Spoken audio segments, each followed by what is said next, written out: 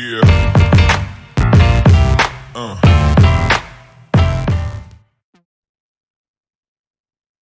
Oke, nah terus hari ini kita akan bahas di bab meteorologi yaitu awan dan hujan, terus nanti akan masuk ke materi iklim dan juga yang terakhir kita akan masuk ke materi siklon gitu. Nah ini sebenarnya silabusnya dari tutor teman-teman yang biasa gitu, dan ini aku cuman ngikutin aja gitu. Oke, aku coba share screen bentar. Oke, sebentar ya.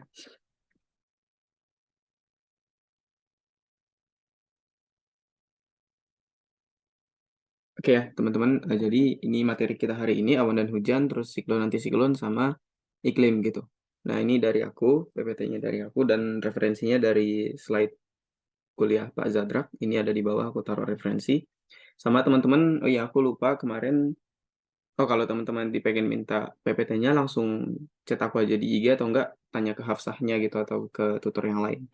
Soalnya kemarin yang waktu pematerian satu nggak sempat dikirim Hafsah ke grup kalian gitu. Ya, oke, ini kita langsung lanjut aja dan teman-teman kalau ada pertanyaan di tengah pematerian langsung di chat atau langsung ngomong ya. Oke, nah kita pertama ke awan dan hujan dulu gitu. Nah, mungkin teman-teman sering lihat awan ya, dan mungkin ada juga beberapa orang yang suka dengan beberapa awan gitu.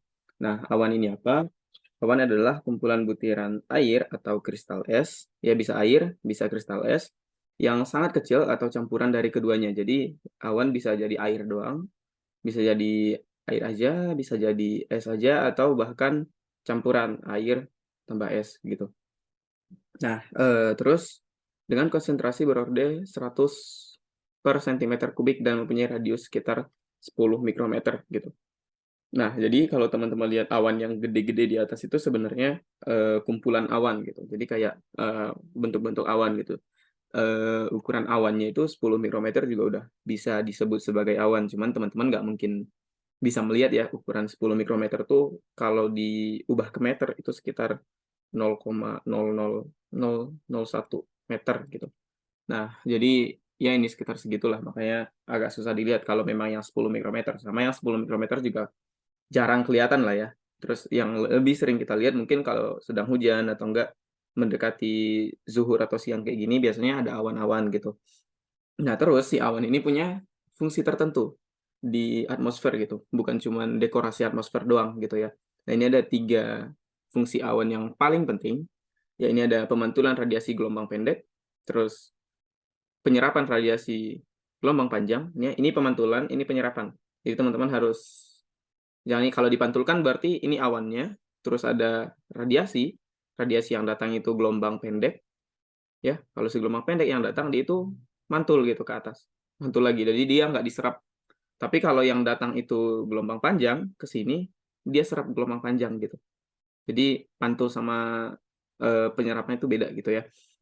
Nah, dia menyerap gelombang panjang dan gelombang inframerah gitu, yang masuk dan keluar ke bumi si awan ini gitu.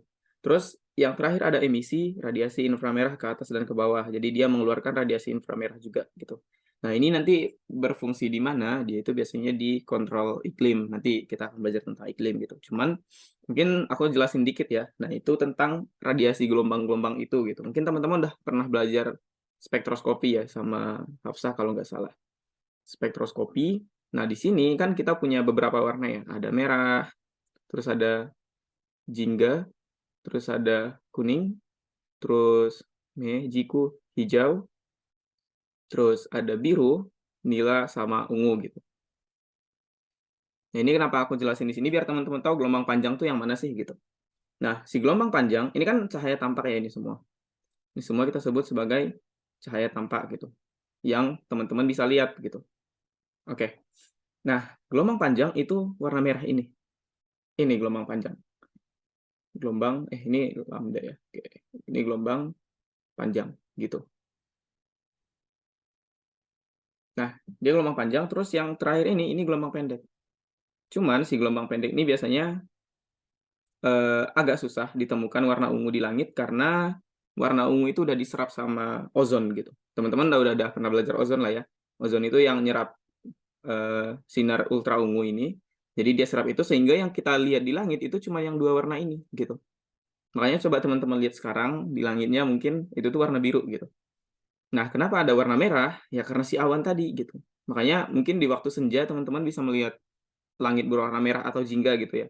Nah, itu awan yang berperan di sana juga gitu. Ya selain refraksi atmosfer dan lain-lain gitu ya. Nah, ini penjelasannya makanya ya lebih enak dilihat lah gitu. Nah, terus si awan ini juga bisa ini kan emisi radiasi inframerah gitu. Nah, inframerah ya udah berarti ke bumi dia radiasiin dan ke langit juga dia radiasiin gitu. Jadi si awan ini bisa dianggap sebagai apa ya? Penyeimbang dari sistem iklim kita juga nanti gitu ya. Itu fungsi si awan. Terus kita akan belajar ini untuk bab awan ya. Ada jenis-jenis, terus cara terbentuk sama klasifikasi gitu. Ya, oke. Yang pertama kita ke jenis-jenis awan dulu. Kita ke bawah sini. Awan itu ada 2 dan aku nggak tahu materi ini agak jarang dijelasin di dunia pertutoran meteorologi, tapi aku coba masukin lah gitu. Awan itu ada 2, ya seperti pengertian si awan yang tadi, ada awan es, ada awan cair atau air ya, terus ada es plus air gitu. Nah, itu aja jenis-jenisnya gitu, ada awan tetes sama ada awan es gitu. Kenapa harus dibahas? Karena ya di dunia ini kan ada hujan salju juga gitu. Ada hujan air, ada hujan salju. Makanya kita harus bahas dua-duanya gitu ya. Nah, awan tetes itu disebut sebagai awan panas. Kenapa awan panas? Jadi ketika dia di awan ya, dan dia akan mengeluarkan hujan gitu. Hujan atau kalau kita sebut presipitasi gitu. Nah, dia mengeluarkan dalam bentuk cairan sehingga awalnya kan dia mengeluarkan dalam bentuk es normalnya. Jadi ketika awan mengeluarkan hujan itu dalam bentuk es, tapi kalau dia panas, dia akan keluar sebagai awan tetes gitu. Nah, awan ini sebagai partikelnya terdiri dari tetes air ya di daerah-daerah kita ke Indonesia ya yang khatulistiwa harusnya semuanya kena awan tetes gitu. Nah, tetes air dalam awan berasal dari kondensasi uap air melalui inti kondensasi awan yang ada di atmosfer bawah ini nanti kita bahas lagi deh kalau untuk itu gitu. Soalnya nggak terlalu penting. Nah, terus ada awan es. Nah, si awan es ini biasanya terjadi di daerah lintang tinggi di kutub atau di Rusia yang daerah-daerah sana, Kanada dan lain-lain gitu ya.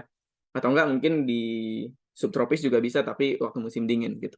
Pada ketinggian atmosfer tertentu, temperatur mulai lebih rendah dari titik beku. Pada ketinggian atmosfer dengan temperatur di bawah titik beku, tetes awan kelewat dingin tidak langsung membeku menjadi kristal es semuanya, hanya tetes awan yang menemukan inti es. Nah, ini penjelasannya aku coba jelasin di sebelah deh biar teman-teman nggak pusing ya. Nanti kalau bingung langsung tanyain. Nah, kita punya daratan ya, di daratan sini normalnya nih ya, suhu kita itu 25 derajat suhu udara. Atau enggak 30 derajat deh gitu. Dan teman-teman juga udah pernah belajar ya tentang si apa sih namanya? Struktur vertikal atmosfer kan gini ya, yang gini. Ya gitulah. Nah, nanti sampai di sinilah puncak si troposfer gitu. Ini troposfer. Nah, di sini suhunya itu bisa sampai di bawah 0, lebih kecil dari 0 derajat gitu. Ya. Sehingga kalau teman-teman pengen identifikasi berarti awan yang lebih tinggi kemungkinan jadi awan esnya lebih besar gitu. Kemungkinan ntar kita tulis dulu, kemungkinan membentuk awan es gitu. Kenapa? Karena dia mendekati suhu membeku gitu. Karena suhu membeku kan kalau di daratan kan 100 derajat ya di sini. Ya, sorry. Kalau membeku kan di 0 derajat ya kalau di daratan gitu. Tapi kalau di troposfer segini bisa jadi nggak di 0 derajat dia membeku, bisa jadi di 4 derajat juga dia bisa membeku gitu. Atau enggak di 5 derajat dan lain-lain gitu. Dan ini bisa jadi lebih kecil dari 0, makanya dia bisa membeku. Nah, yang paling atas ini biasanya yang bentuk awan es, sementara yang lebih rendah mungkin agak-agak di sini, itu biasanya bentuk awan tetes gitu. Ya, tapi dilihat lagi karena kita di tropis dan iklim kita memang kalau nggak hujan ya kemarau, makanya kita nggak mungkin dapat si hujan es itu gitu. Ya, oke, ini tentang jenis-jenis awan. Ini simpel doang sih. Nanti akan berkaitan sama pembentukannya gitu. Kenapa harus dibagi 2? Karena cara pembentuknya itu beda. Ya, cara terbentuknya itu beda nanti di belakang kita akan bahas. Nah, awan terbentuk jika volume udara lembab mengalami pendinginan. Oke, ini volume udara lembab mengalami pendinginan sampai di bawah temperatur titik embun. Nah, temperatur titik embun ini minimal apa ya? Kalau suhu udaranya sama dengan temperatur titik embun dia jadi hujan gitu. Ya, biasanya akan terbentuk seperti itu. Dalam lapisan atmosfer di atas maritim Indonesia, pendinginan sangat sering disebabkan oleh ekspansi adiabatik udara yang naik melalui konveksi, orografi, dan konvergensi. Nah, ini pembentukan awan gitu. Gimana sih si awan terbentuk? Ya dari sini. Ini sebenarnya intinya gitu. Nanti kita akan jelasin yang 3 ini. Sebenarnya ada satu lagi ya. Ada satu lagi pakai front. Cuman di Indonesia tuh nggak ada front. Ini nggak ada di Indonesia. Tapi nanti kita akan bahas kok si frontnya gitu. Nggak ada di Indo gitu. Oke ya. Nanti yang 4 ini akan kita bahas bareng-bareng. Oke, kita pertama ke konveksi ya. Gimana cara awan itu terbentuk gara-gara konveksi gitu. Nah, kalau kita geser lagi, teman-teman mungkin pernah apa ya? Pernah panasin air lah ya di panci gini, di panci. Terus dia itu ditutup gitu, ditutup. Nah, teman-teman mungkin panasin air di dalamnya itu setinggi ini lah ya. Nah, terus kita panasin pakai suhu 120 derajat gitu. Dan ketika dia panas, nanti akan ada air yang menguap gitu. Buktinya ketika teman-teman buka si tutup sini, dia tuh biasanya akan ada uap air, ya enggak? Nah, ya enggak? Apa, bukan uap air sih, tapi air yang kayak nempel di, bagian bawah si tutup itu, gitu. Nah, sebenarnya kalau dia nggak ditutup, dia itu akan menguap, dan uapnya itu bisa menjadi awan, gitu. Dan yang kita lihat tadi, awan kan 10 mikrometer juga bisa jadi awan, gitu. Cuman kita nggak bisa lihat, gitu. Cuman kalau di alam yang aslinya, nah kita panasin si tanah ini pakai radiasi matahari, the sun heats the ground radiation ya ini, terus dia itu, apa ya namanya, si tanahnya itu kontak sama udara gitu. Dan ketika dia kontak sama udara, ya udah dia itu, konveksi dan the warm air rises, ini maksudnya air udara, warm itu hangat, nah udara hangat akan naik dan dia akan membentuk awan gitu, awan yang ini. Nah, kenapa ini bisa terbentuk di Indonesia? Karena ini radiasi matahari nih. Indonesia kan tiap tahun ada radiasi, nggak mungkin kosong radiasinya gitu. Kayak di kutub, kalau di kutub konveksinya agak susah terjadi. Tapi kalau di Indonesia ini adalah hal yang sangat mungkin banget terjadi gitu. Karena tanah-tanah di Indonesia juga biasanya siang-siang panas kan, dan itu membuat terbentuknya si awan itu gitu. Nah, ini metode pertama dan di Indonesia ini sering gitu. Yang kedua, entar. Ini kan konveksi ya tadi, sorry. Ini kita tulis dulu, konveksi. Terus yang kedua, kita itu pakai proses orografi. Nah, ini orografi dan ini kan gunung ya. Di Indonesia ada banyak ya, mungkin yang Seven Summit Java gitu. Di Jawa ada 7 puncak yang tinggi gitu. Nah, itu biasanya terbentuk awan juga gitu. Nah, simpelnya adalah kalau kita lihat di sini, ini aku coba geser lagi. Oh, jangan. Kita jelasin di sini aja gitu. Oke. Nah, ketika air laut menguap ya, menguap di sini, kayak dia ada evaporasi dan dia menguap terus oke. Terus angin bergerak ke kanan, ke sini ya. Anginnya bergerak terus sampai ke ketinggian tertentu. Nah, ini ketinggian tertentunya ini sebenarnya kan di sini ada awannya gitu. Nah, cara ngitungnya gimana? Nanti di OSP. Cara ngitungnya tuh belum dipakai di OSK, jadi nggak usah aku jelasin dulu gitu. Nanti ketika teman-teman lolos, di OSP juga bisa diajarin. Cara ngitungnya di ketinggian berapa sih terbentuk awan gitu. Nah, nanti dia terbentuk awan di ketinggian tertentu. Nah, di sini terus dia akan terjadi hujan gitu. Ya. Nah, si hujan ini terjadi cuma di sebelah kiri, kalau bisa dibilang sebelah anginnya datang gitu. Nah, sementara di sebelah kanannya ini udah nggak ada air, airnya udah habis. Maksudnya air dari awan itu kan si evaporasi ini menguap nih. Jadi air ke atmosfer, nah dia bawa lagi ke atas dan udah diturunkan lagi airnya di sebelah sini. Nah, gitu. Sehingga di sebelah kanannya yang sebelah sini nih, sebelah sini itu udah nggak ada air gitu. Awannya udah terbentuk di situ. Nah, teman-teman bisa lihat deh dari gambar sini kan ada vegetasi ya, atau ada tumbuh-tumbuhan gitu. Ini lebih cenderung pinus, ya, cenderung pinus. Terus ini malah cenderung rumput-rumput doang gitu, ya. Dan itu menandakan kalau di sebelah kiri itu lebih banyak hujannya gitu, karena pinus juga butuh air yang lebih banyak gitu. Nah, kalau di sini penjelasannya biar teman-teman jangan bingung, kalau nggak salah di OSK tuh dia juga pakai istilah apa gitu. Ini kita bagi dua si gunung. Bagian sebelah sini kita sebut sebagai back sorry backward side, dan di sebelah sini kita sebut sebagai leeward side gitu. Nah, ini. Jadi teman-teman jangan lupa Sehingga kalau dia tanya di bagian mana yang terjadi hujan, ya yang terjadi di leeward side gitu. Kalau anginnya berasal dari sini ya. Kalau anginnya berasal dari sini itu leeward side. Tapi kalau seandainya anginnya datangnya dari sini, ya udah ini leeward side gitu. Jadi tergantung arah datangnya angin gitu ya, teman-teman. Oke, nah ini udah dari sini di Indonesia juga logis lah ya terbentuk yang gini-ginian gitu. Nah biasanya awan yang terbentuk dari orografi ini biasanya agak unik, nanti kita bahas bentuk-bentuknya gitu. Oke, di sini juga ada penjelasannya ya, efek pengangkatan dari gunung, ya mendinginkan udara dan lain-lain, terus dia membuat hujan di gunung gitu. Jadi teman-teman kalau muncak juga sering terjadi hujan kan, ya mungkin itu efeknya gara-gara situ gitu. Oke, sebentar. Nah, selanjutnya kita ke proses ketiga, di daerah kita itu sering terjadi nih kalau yang ini. Ini kita sebut sebagai konvergensi. Konvergensi. Nah, simpelnya kalau teman-teman bisa lihat di sini nih, kalau kita lihat bumi, kan bumi bulat ya. Ya anggaplah ini bulat gitu.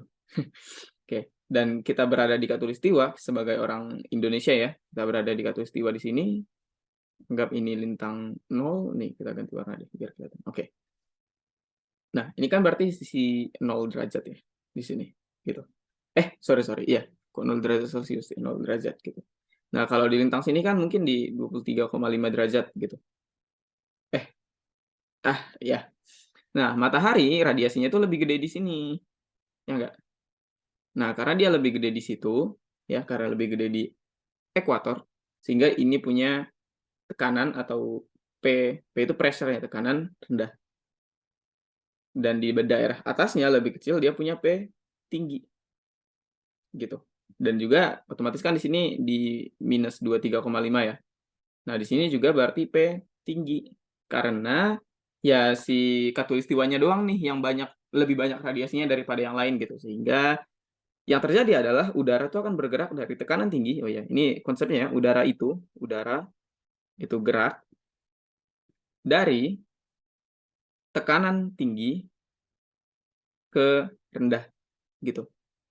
Ya, itu konsepnya. Sehingga udara yang terbentuk di Indonesia tuh gimana? Jangan bergerak ke sini nih udaranya nih. Nah, gitu. Ya, udaranya kan bergerak ke situ sehingga ketika dia bergerak, makanya dia nanti akan apa ya, adanya pengangkatan dari konvergensi itu gitu. Teman-teman bisa lihat di sini ya. Nah, dia sebutkan kalau di tengah-tengah itu low pressure atau tekanan rendah gitu. Ya. Nah, ini jaraknya 500 km ya dari sini ke sini. Ini cuma diperkecil doh. Gitu. Nah, ini low pressure atau tekanan rendah gitu. Sehingga ini kan tekanan tinggi ya, high gitu. Ini tekanan tinggi, ini tekanan tinggi, dan dia terbentuk awan ke atas gitu, lifting. Dan ya udah, biasanya terjadi hujan di situ. Yang paling sering terjadi di Indo tuh ini, konvergensi gitu. Ya. Oke, ini yang ketiga dan udah tiga kita udah bahas konveksi, orografi sama konvergensi udah, dan yang terakhir ini bukan untuk Indo tapi di lintang 23,5 derajat lah, di sini, yang tadi aku gambarin, di daerah sini nih, yang tekanan tinggi sini, gitu. Nah, biasanya dia itu akan terbentuk front namanya. Oke. Front itu apa? Itu ada udara hangat dan udara dingin bareng-bareng, gitu. Coba teman-teman lihat, ini kan ada grafik nih, bukan grafik sih, kayak bentuk kurva gitu, ya. Maaf, gini. Nah, gitu. Ini ada udara hangat, ini udara dingin, gitu. Biasanya ketika terjadi front gini-ginian, di batas mereka itu terbentuk awan gitu. Ya. Nah, terbentuk awan gitu. Nah, ini kan ada gambar ini nih, simbol ini nih. Ini sebenarnya nggak masuk di materi hari ini, cuman nanti teman-teman bisa bahas lah untuk yang ini gitu. Itu peta sinoptik gitu ya. Ini front dingin. Kenapa front dingin? Karena apa ya? Udara dinginnya tuh berada di sini. Biasanya kalau front dingin tuh bentuknya gini, tapi kalau front panas tuh biasanya bentuknya gini. Ya, nanti teman-teman bisa lihat lah. Nah, di sini biasanya terbentuk awan. Nah, contoh awannya adalah awan CB. Nanti kita bahas di bawah CB. CB itu apa? Awan cumulonimbus yang biasanya menghasilkan hujan, petir, badai, apalagi ya dan lain-lain gitu. Sehingga di Indonesia tuh agak jarang untuk terjadi badai gitu. Dan sebaliknya kalau di Amerika teman-teman bisa lihat, Amerika tuh sarangnya badai gitu ya. Ya karena terbentuk mungkin dari front yang ini. Dia terbentuk awan CB gitu.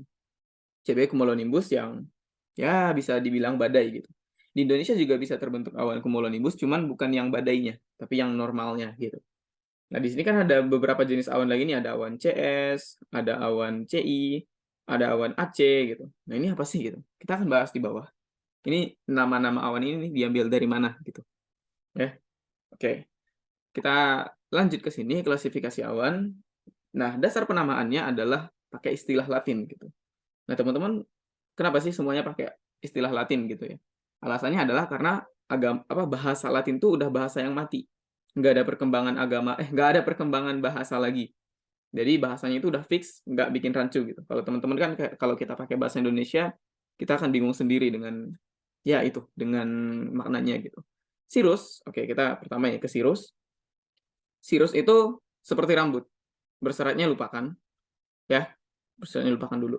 Simpelnya itu seperti rambut. Kalau teman-teman lihat helai-helaian rambut orang nanti kelihatan lah di awan gitu. Nah, terus ada cumulus. Cumulus itu cumulo, ya ini awalnya di kata cumulo atau berkumpul, atau tumpukan, atau timbunan gitu. Nah, coba teman-teman lihat background yang di atas ini nih, yang di cover tadi, itu tuh contoh awan cumulo gitu. Di mana? Sebentar. Nah, nih. Ini cumulo kan, tapi kita nggak tahu cumulo apa gitu. Tadi kan ada cumulonimbus, ada cumulo apa gitu. Nanti kita akan bahas lagi di bawahnya gitu. Oke. Nah, itu awan tadi. Awan cumulo. Nah, kita akan lanjut sebentar. Ke yang ketiga, stratus. Stratus ini tuh lebih kayak lembaran horizontal atau lapisan. Strat berasal dari kata strata. Kalau nggak salah ini strata atau lapisan. Ya, mungkin di geologi juga kita belajar strata ya, stratigrafi atau apa gitu.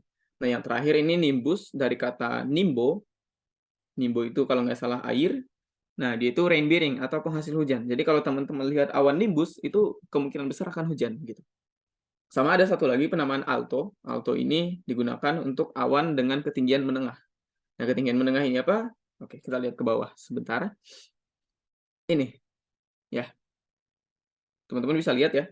Ada awan cirrus tadi, terus ada stratus, ada cumulus gitu. Cuman kalau ada yang double, ini ada cirrostratus, ada nimbostratus, ya udah itu kita yang interpretasi sendiri gitu. Coba deh kalau kita lihat ya, teman-teman, yang pertama di sini ada cirrostratus. Bahasanya adalah berarti dia itu ada cirro atau cirrus stratus. Cirrus itu seperti rambut, sementara stratus itu lapisan gitu. Berarti awannya itu ada lapis-lapisan seperti rambut gitu. Cara bacanya. Ya, dan oke, di sini ada cirrocumulus. Jadi kalau kita anggap berarti cirro itu seperti rambut dan cumulus itu berkumpal. Jadi ada awan yang bentuknya mirip seperti rambut tapi bergumpal gitu. Oke ya. Nah, simpelnya kalau teman-teman lihat awan tuh lihat dari ukurannya. Kalau dia tipis biasanya itu awan tinggi. Ya, tipis itu awan tinggi. Terus kalau dia tebel itu awan rendah. Normalnya sebentar. Tinggi. Apa ini? Sebentar.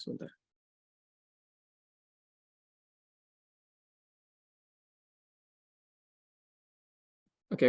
Aku share screen lagi. Yang tadi, di mana ya? Oh, sebentar. Maaf guys, aku tadi nekan tombol close, jadi ketutup. Sorry ya. Kita buka lagi si tadi.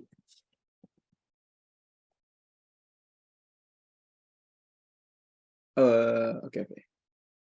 Kita aku share screen lagi ya. Nah, di sini. Oke, udah kelihatan ya. Nah, kita ke sini tadi. Kalau dia tinggi, biasanya itu awannya tipis-tipis. Dan teman-teman bisa lihat ya dari gambar, yang paling tipis tuh ya yang paling atas. Dan yang tebal biasanya itu di bawah. Ya. Sementara kalau untuk yang menengah, dia itu ada di tengah, alto. Tadi alto itu awan menengah. Dan untuk ketinggian ya, teman-teman, aku coba tulis di mana ya? Sini aja deh. Berarti kalau awan rendah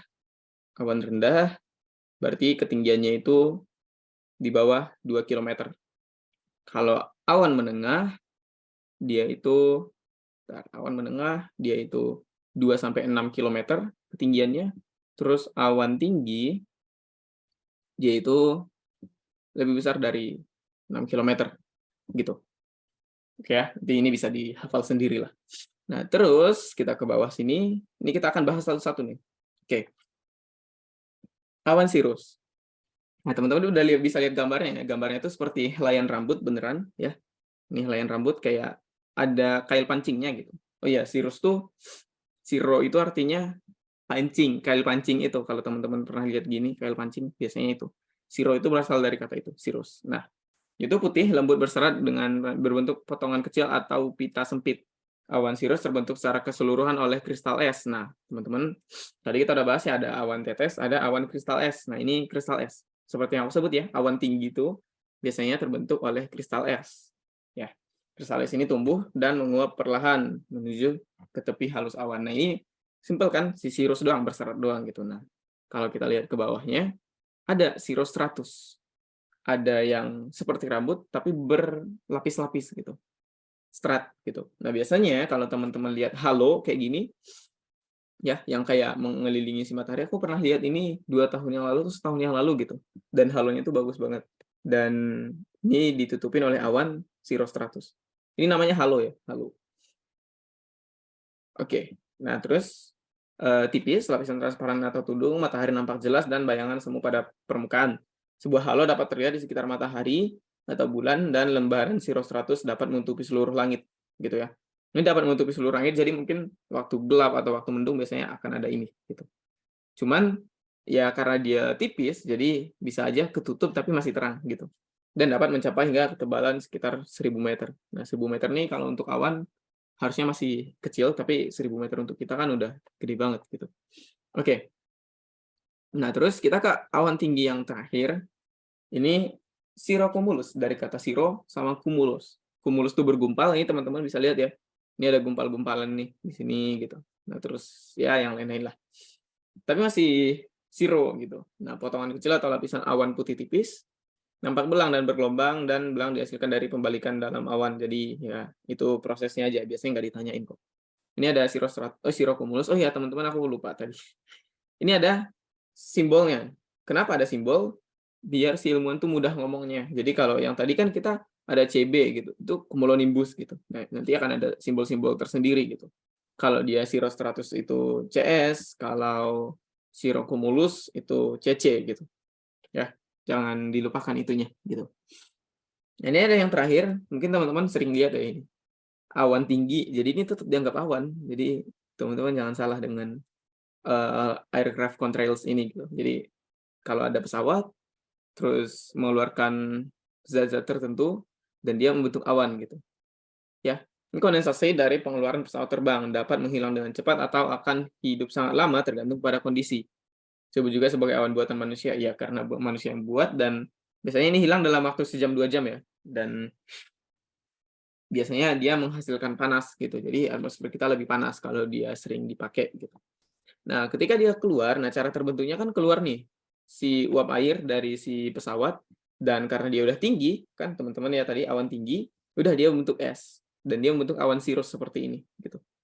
Ini ada penjelasannya nih, in certain condition contrails can spread and merge forming thin cirrus cloud atau awan cirrus kecil atau tipis yang menutupi beberapa mil gitu. Mereka akan hilang dalam waktu sejam dan memanaskan atmosfer gitu. Jadi kalau orang-orang tanya ini termasuk awan apa? Ini termasuk awan tinggi.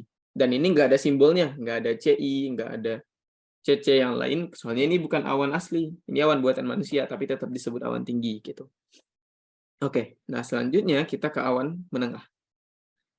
Biasanya awan menengah itu menutupi seluruh langit biasanya, dan ya biasanya gitu. Oke, kita pertama ke altostratus. Alto itu menengah, strat itu lapisan. Ada yang lapisannya menengah doang gitu.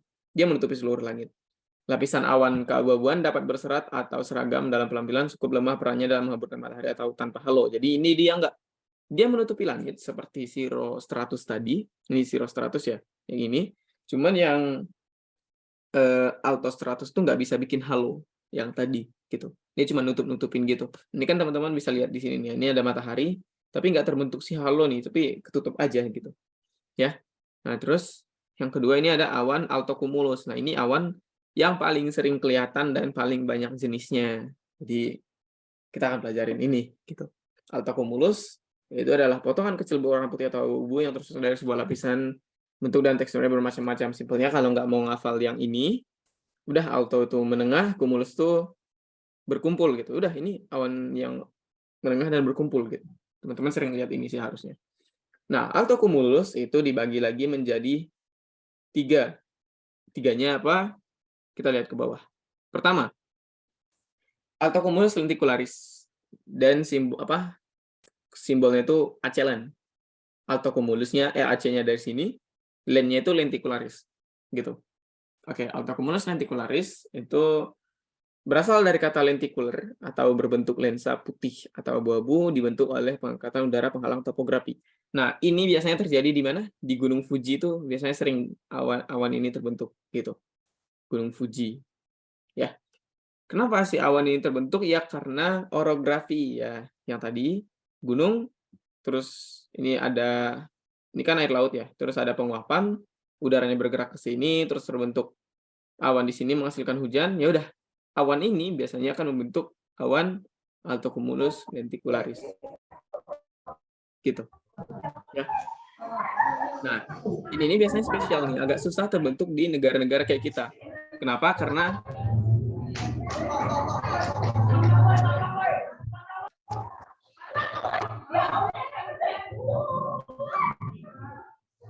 ya teman-teman sudah sih bisa di-mute nggak? Aku nggak bisa nge-mute soalnya aku bukan host. Oke deh, nggak apa-apa. Sebentar. Kita lanjut ya. Sebentar. Nah, di Indonesia altocumulus lenticularisnya agak jarang nih terbentuk nih, karena gunung-gunung di Indonesia itu nggak setinggi gunung yang lain di negara-negara lain gitu. Dan kalau di Jepang kan ini di di Gunung Fuji itu dari laut beneran gitu. Ini kan laut, biasanya dari laut terus nanti akan naik ke atas gitu. Tapi kalau di Indonesia tuh agak susah ketemu gunung yang beneran dekat laut gitu. Makanya agak susah terjadi yang ginian. Tapi ini ya estetik lah gitu kalau ketemu gunung. Nah, terus yang kedua,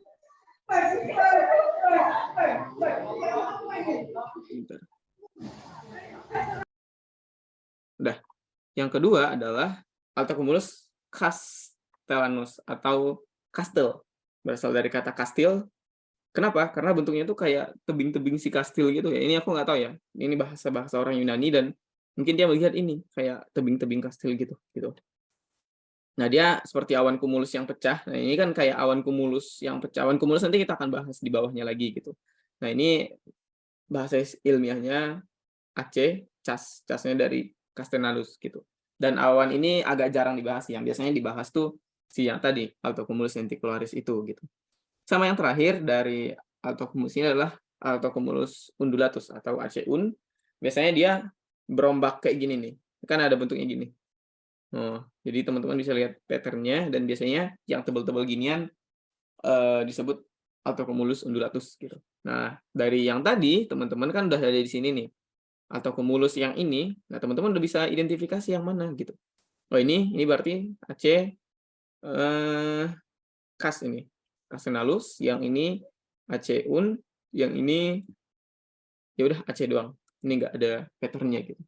Ya, di soal tuh takutnya dia tanyain bentuk awannya seperti apa gitu. Oke ya. Terus ada awan menengah yang baru, ini baru banget dimasukin ke awan menengah. Jadi takutnya teman-teman salah. Ini di OSK. Lupa lagi OSK tahun berapa masuk gitu. Ini ada awan asperitas namanya, cuman orang-orang lebih sering sebut sebagai undulatus asperatus gitu. Ya. Nah, dia itu dianggap sebagai awan menengah dan bentuknya ini kenapa undulatus? Ya, kan kita udah punya altocumulus undulatus tadi. Nih dari sini, undulatus itu tuh artinya berombak atau bergelombang. Dan ini teman-teman bisa lihat kan ini gelombangnya kan kiri kanan ya. Tapi ini atas bawah, coba lihat. Nah, ini berombaknya itu atas bawah gini. Ya. Dan mungkin ada gini lagi nih. Nah, gitu. Makanya disebut asperatus undulatus karena dia bukan altocumulus, dia nggak masuk ke altocumulus. Gitu.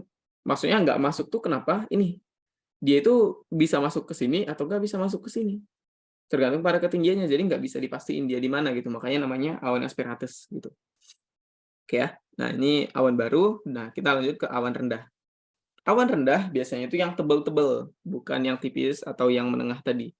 Ya, kita pertama ke stratocumulus, strato itu lapisan, cumulus itu berkumpul atau ya itulah. Nah, lapisan awan putih abu-abu biasanya berbentuk guntungan atau roll, dia itu bergulung-gulung gitu. Nah, ini ada gambarnya, ini kita agak cepat ya. Ini udah 13:46, oke. Nah, terus ada awan rendah yang sorry. Oh, sama ya? Oh, ya, ini awan rendah stratocumulus yang tadi, ini kurang gambar yang ini, gitu aja.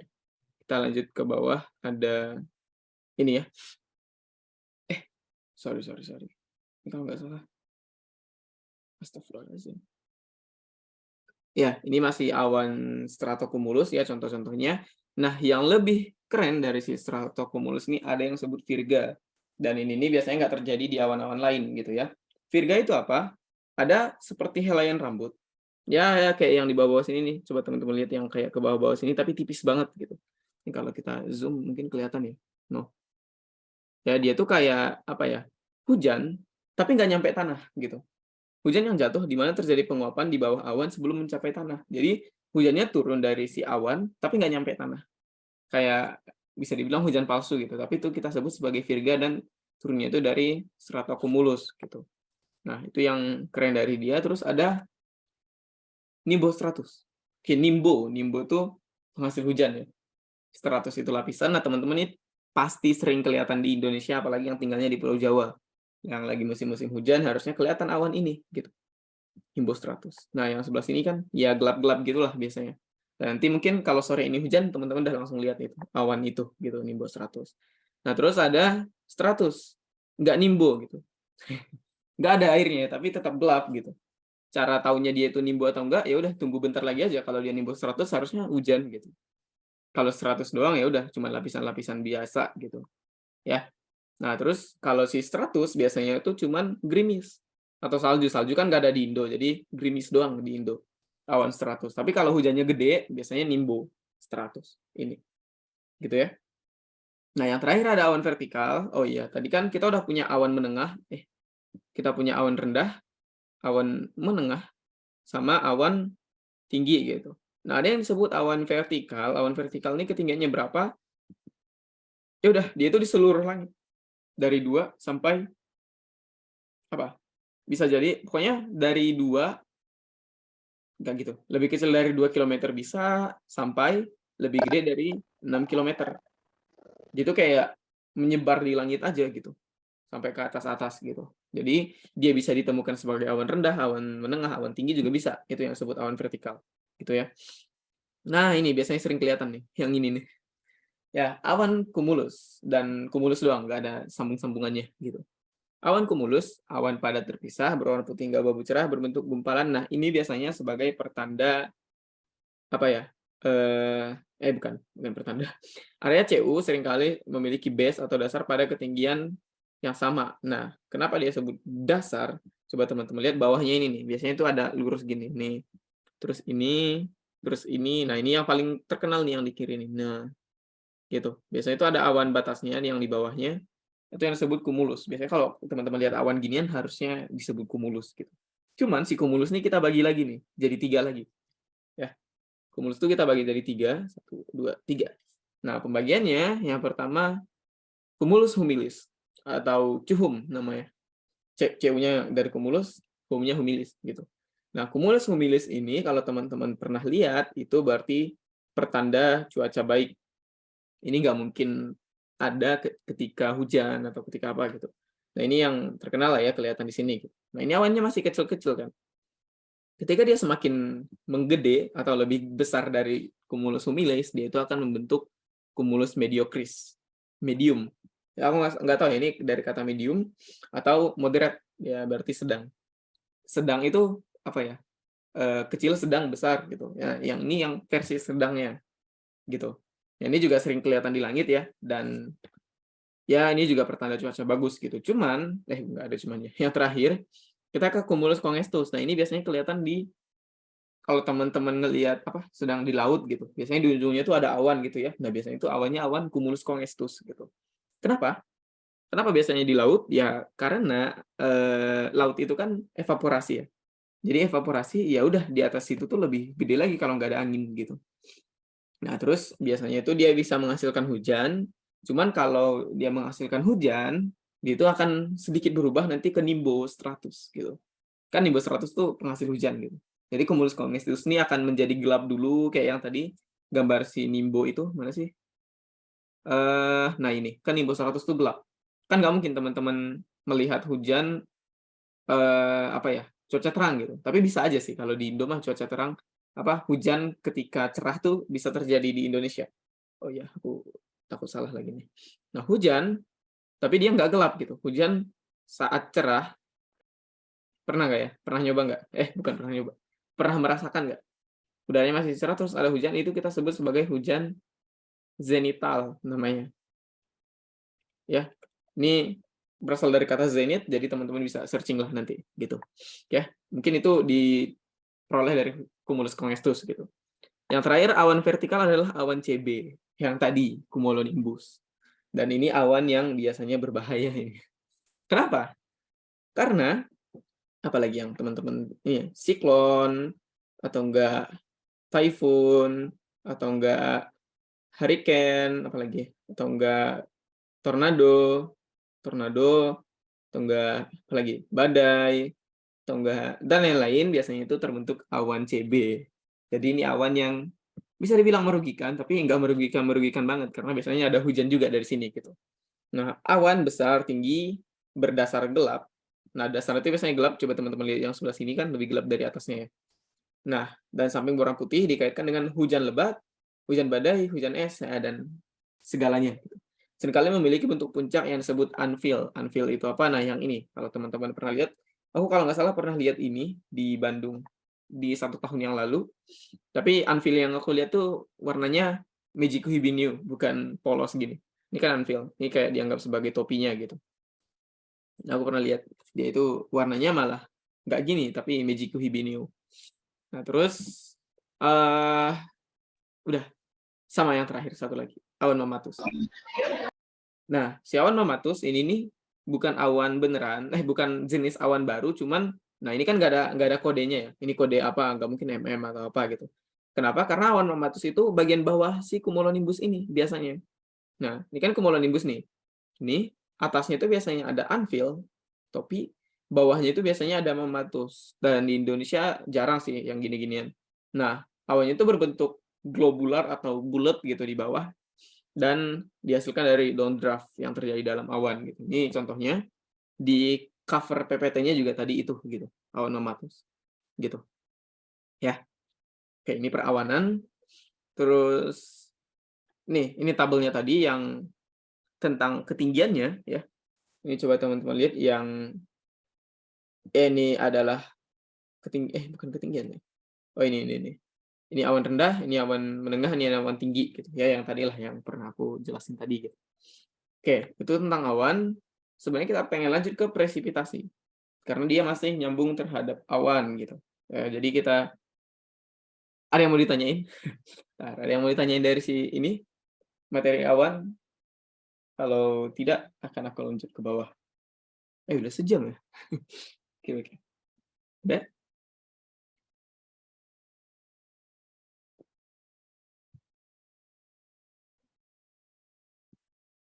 Oke, kalau nggak ada tentang awan, kita lanjut presipitasi.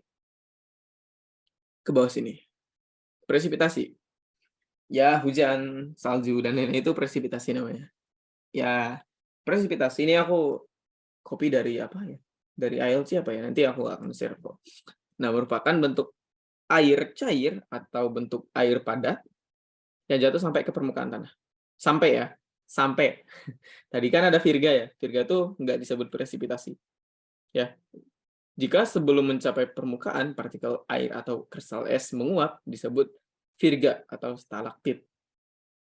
Bentuk presipitasi adalah hujan, gerimis, salju, dan batu es hujan. Pembentukan presipitasi tidak bisa dipisahkan dalam pembentukan awan. Kenapa? Karena presipitasi itu harus ada awannya, gitu ya. Pada awalnya, sebuah titik kecil yang dinamakan inti kondensasi terdapat di atmosfer, titik-titik air kemudian muncul dan saling ikatan satu sama lain, kemudian membesar, membentuk titik-titik awan. Dan titik-titik awan membentuk titik-titik hujan. Nah, pembentukan titik hujan biasanya itu terjadi akibat dua mekanisme. Nah, dua mekanisme ini sering ditanyakan dan nggak tahu ya, kemungkinan bisa keluar di OSK kalian gitu. Kita ke sini. Yang pertama, hujan itu terbentuk akibat collision and coalescence atau tumbukan dan tangkapan namanya. Nah, coba teman-teman lihat, ini kan ada tetes-tetes hujan di atmosfer gitu. Otomatis kan ada yang besar, ada yang menengah, ada yang kecil gitu ya. Nah, ini kalau teman-teman lihat sebelah kiri, ya ini kan sebelah kiri, ini kan lebih gede dari yang lain ya enggak? Dari yang lain gitu. Nah, kalau teman-teman jatuhin sebuah benda dari atas ke bawah yang mempunyai massa gede, kalau massanya gede, biasanya itu lebih cepat, ya enggak? Nah, kalau massanya lebih gede, biasanya itu dia lebih cepat. Dan yang lebih kecil, ya udah dia agak lambat lah, lebih lambat dari yang gede gitu. Sehingga kalau teman-teman lihat yang di sebelah sini, dan dia kan bergerak ke bawah ya.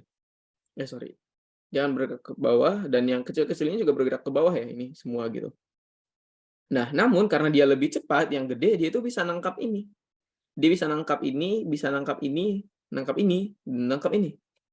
Kayak nyambung gitu, nyatu, karena dia lebih cepat. Dan ujung-ujungnya kita bisa lihat di sebelah kanan, nih, raindrop-nya lebih gede ya, nih, gitu. Dan ketika dia lebih gede otomatis lebih berat dong, ya. Dan dia akan nabrak-nabrak lagi nih. Di bawah sini kan ada tetes air yang udah ketabrak nih di sini. Nih, ya, itu tuh, gitu. Sehingga inilah mekanisme eh collision and coalescence namanya, tumbukan dan tangkapan. Dan seperti yang aku sebut tadi, biasanya yang ditanyakan adalah ini terjadi di awan apa? Gitu. Terjadi di awan apa? Jawabannya adalah awan panas, ya. Awan panas. Ya di pembukaan tadi kan ada awan panas, ada awan es gitu. Yang tetes air, awan tetes. Ini terjadi di awan panas, kenapa? Kalau awan dingin dia itu nggak air, dia itu es. Gitu. Ya. Oke, oke. Selanjutnya kita ke proses yang kedua di awan dingin. Ada proses namanya Bergeron and Finlayson namanya. Ini biasanya itu orang sebutnya Bergeronnya doang gitu. Finlaysonnya agak jarang. Tapi ya masukin aja lah gitu. Nah, biasanya ketika ada kristal es itu bener-bener gini ya teman-teman bentuknya. Kalau nggak percaya, searching lah. Bentuk kristal es itu gini. Nah, terus si kristal es ini akan mempunyai tekanan yang lebih rendah. Nah, tadi dari konsep awal tuh aku udah ngomong ya tadi, P apa? Angin atau pergerakan atmosfer itu bergerak dari P tinggi ke P rendah gitu. Nah, P dari si kristal es itu lebih kecil daripada P uap, bukan uap, P tetes air gitu, tetes gitu. Sehingga sebentar. Sehingga si tetes air yang di luar-luar sini ini akan bergerak menuju si kristal es, dan kristal es ini akan makin besar gitu, segini mungkin. Dan makin lama makin gede, ya udah terbentuklah kristal es itu. Gitu. Ya. Dan ini terbentuk di mana? Di awan dingin. Ya, ini terbentuk di awan dingin gitu. Nah, ketika soalnya mungkin bertanya apa proses Bergeron and Finlayson terbentuk di awan apa gitu. Udah awan dingin. Nah, kalau dia tanya awannya apa gitu, mungkin kayak awannya stratus, cumulus atau apa, teman-teman cari yang awan tinggi aja karena awan tinggi itu kemungkinan awan dingin gitu. Oke? Nah, setelah ini kita lanjut ke siklon antisiklon. Itu selesai untuk awan dan hujan, selesai. Sebenarnya ada yang lain sih dari awan dan hujan, cuman babnya cuma sampai sini. Saya mau tanyain, aku tunggu 1-2 menit deh, biar teman-teman agak break dikit dari yang tadi.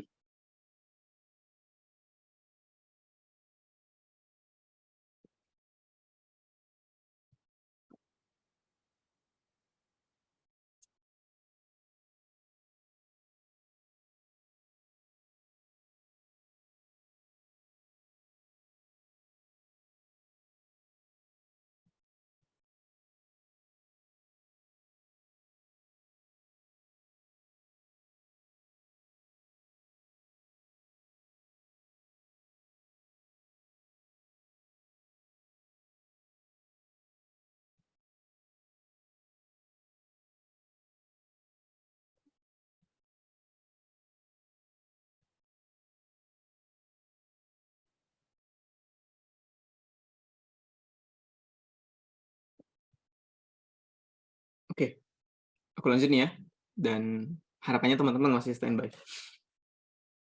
Kita ke gerak siklon dan antisiklon, dan ini tetap berkaitan sama hujan. Hujan, awan, ya. Oke, tadi siklon itu terbentuk oleh awan CB biasanya ya, tapi kita nggak akan bahas jenis awannya kok. Oke, kita pertama ke gerak siklon dulu. Angin siklon atau gerak siklonik adalah angin yang geraknya memusat ke dalam, mengelilingi daerah tekanan minimum. Oke, seperti yang aku sebut tadi. Coba lagi ya. Dia itu bergerak dari P tinggi ke P rendah gitu. Ketika kita punya ini rendah itu berarti low ya. Low ini ada high gitu. Ketika kita punya low, terusnya ada high, ini ada high, ini ada high, ada high. Gitu. Maka yang terjadi adalah pergerakan udaranya, dia yang di sini akan bergerak ke sini, terus ada bergerak ke sini, ini bergerak ke sini, dan ini bergerak ke sini. Ya enggak? Ya, normalnya gitu kan. Nah, terus apa ya? Kalau dia kebalikannya, ya, berarti di tengah itu high, terus ini ada low, low, low, low. Pergerakannya adalah dari hanya ke sini, hanya ke sini, hanya ke sini, sama hanya ke sini. Ya enggak? Nah, itulah gerak siklon sama siklonik intinya. Gitu. Nah, kan tadi kita ke sini, ya, angin siklon adalah angin yang gerakannya berputar ke dalam, berarti mengelilingi tekanan daerah tekanan minimum, ya, daerah tekanan minimum. Dan gerak siklonik ini di belahan bumi utara perputarannya berlawanan dengan arah jarum jam, sedangkan di belahan bumi selatan sesuai dengan arah putaran jarum jam gitu. Oke. Nih, kita coba bagi lagi jadi bumi, geser sini dikit ya. Kita punya bumi, kita gambar dulu. Bumi. Oke, bulat. Dan ini lintang khatulistiwa. Set, gitu. Ya. Berarti otomatis ini 0 derajat. Berarti ini kita sebut belahan bumi utara. Ini kita sebut belahan bumi selatan. Oke? Dan kalau terjadi siklon, ya, ada terjadi gerakan siklonik, kita coba gambar lagi. Ini ada terjadi siklonik, terus di sini ada terjadi siklonik gitu ya. Nah, siklonik yang di atas ini dia gerakannya berlawanan arah jarum jam. Berarti otomatis kalau di sini L ya, gerakan siklonnya itu gini. Berputarnya ke sini. Gitu. Ya. Kalau teman-teman bingung berlawan arah jarum jam tuh coba deh teman-teman kalau punya jam, kan jam nih. Otomatis kan ini kan seandainya jarum besarnya, jarum kecilnya gitu. Kan jarum besar itu dia tuh bergeraknya ke sini. Gitu. Ya enggak? Ya muter 1, 2, 3 gitu. Nah, makanya ini disebut searah jarum jam dan ini berlawanan gitu yang di BBU. Ya. Sorry. Ya bener lah. Dan gambarnya aku agak jelek ya. Kita coba bikin, nah ini low dan tekanannya itu dia tuh bergerak masuk ya ke sini gitu. Nah gini. Berlawanan arah jarum jam. Kalau yang di BBU. Kalau yang di BBS ini jangan sedih gitu. Yang di BBS kebalikannya. Ini L. Nah, itu bergerak searah. Gini. Sorry.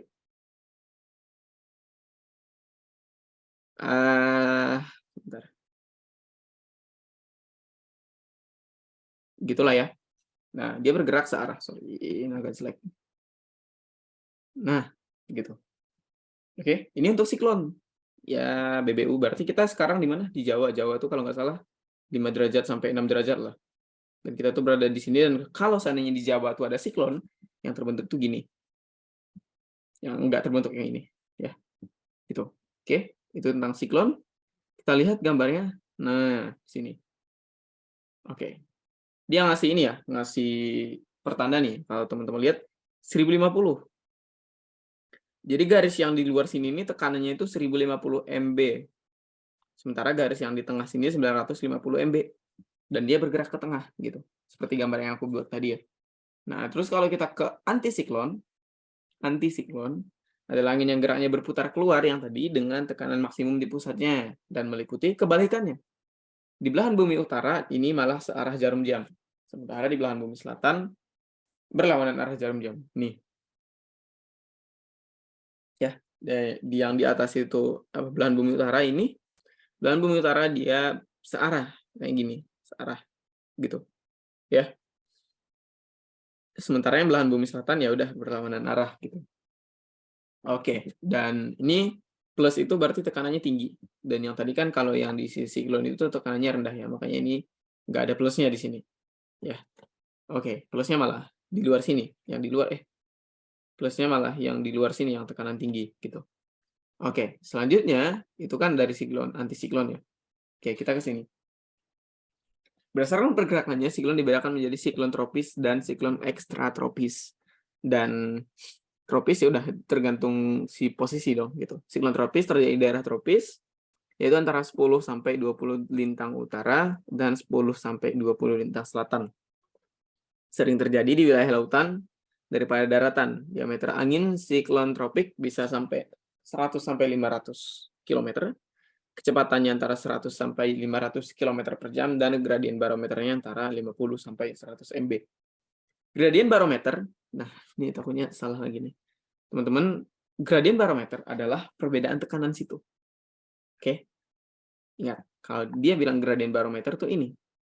Nih, kalau teman-teman lihat, ini ada 1050, ini 950. Gradiennya berarti 1050 dikurang 950. 100 ya. 100 mb.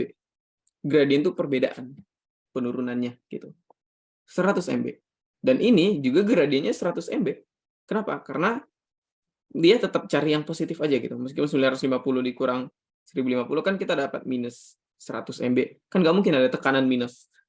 Tekanan itu minimal 0. Jadi ini tetap kita taruh ke plus. Jadi nggak masalah mau ngurangin yang mana gitu. Jadi tetap gradiennya 100 mb.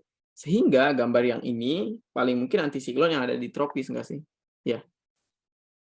Paling mungkin ada di tropis karena 50 sampai 100 mb gitu. Nah, terus kalau siklon ekstratropis terjadi di daerah sedang pada lintang 35 sampai 65 derajat LU dan 35 sampai 65 derajat LS, yaitu di sekitar wilayah front. Nah, front tadi teman-teman lihat ya. Di sekitar wilayah front yang tadi pertemuan massa udara dan itu terbentuk awan. Tempat bertemunya massa angin barat yang panas dan angin timur yang dingin. Tekanan udara plus minus 15 mb dan kecepatannya 30 km per jam gitu. Nah, si siklon ini terbentuk ada prosesnya. Nah, gini. Ya mungkin sering lihat lah ya yang gini-ginian gitu. Nah, yang pertama kita ada 4 tahap siklon tropis. Yang pertama itu ada gangguan tropis. Ya mungkin ini kayak kumpulan awan cumulonimbus gitu ya. Depresi tropis, badai tropis sama siklon tropis. Dan siklon tropis ini biasanya orang-orang sebut sebagai typhoon atau hurricane. Ya, pencirinya ini ada di tengah nih teman-teman lihat ada kayak mata gitu nih di sini. Nah, itu penciri dari hurricane atau siklon tropis gitu. Oke. Nah, selanjutnya kita ke sini. Ini penjelasannya dan saran aku ini dihafal. Agak capek ya di meteorologi harusnya. Ini harusnya dihafal ya, sorry. Kita harusnya dihafal. Dan biasanya sih masuk soal WSK ya, tapi ya gitulah agak panjang. Yang pertama kita ke gangguan tropis dulu yang kiri atas. Kumpulan beberapa sistem hujan badai atau thunderstorm dengan isobar sedikit melengkung. Ya, isobar ini yang tadi isobar bar tekanan iso sama berarti tekanannya sama dengan isobar sedikit melengkung. Terus kecepatan angin kurang dari 20 knot. Oh ya, sebelumnya ada yang udah tahu knot itu apa enggak? Coba deh balas di chat. Kalau enggak, biar aku coba jelasin. Ada yang tahu knot apa? Atau belum dijelasin sama tutor sebelumnya? Aku tunggu ini jawabannya.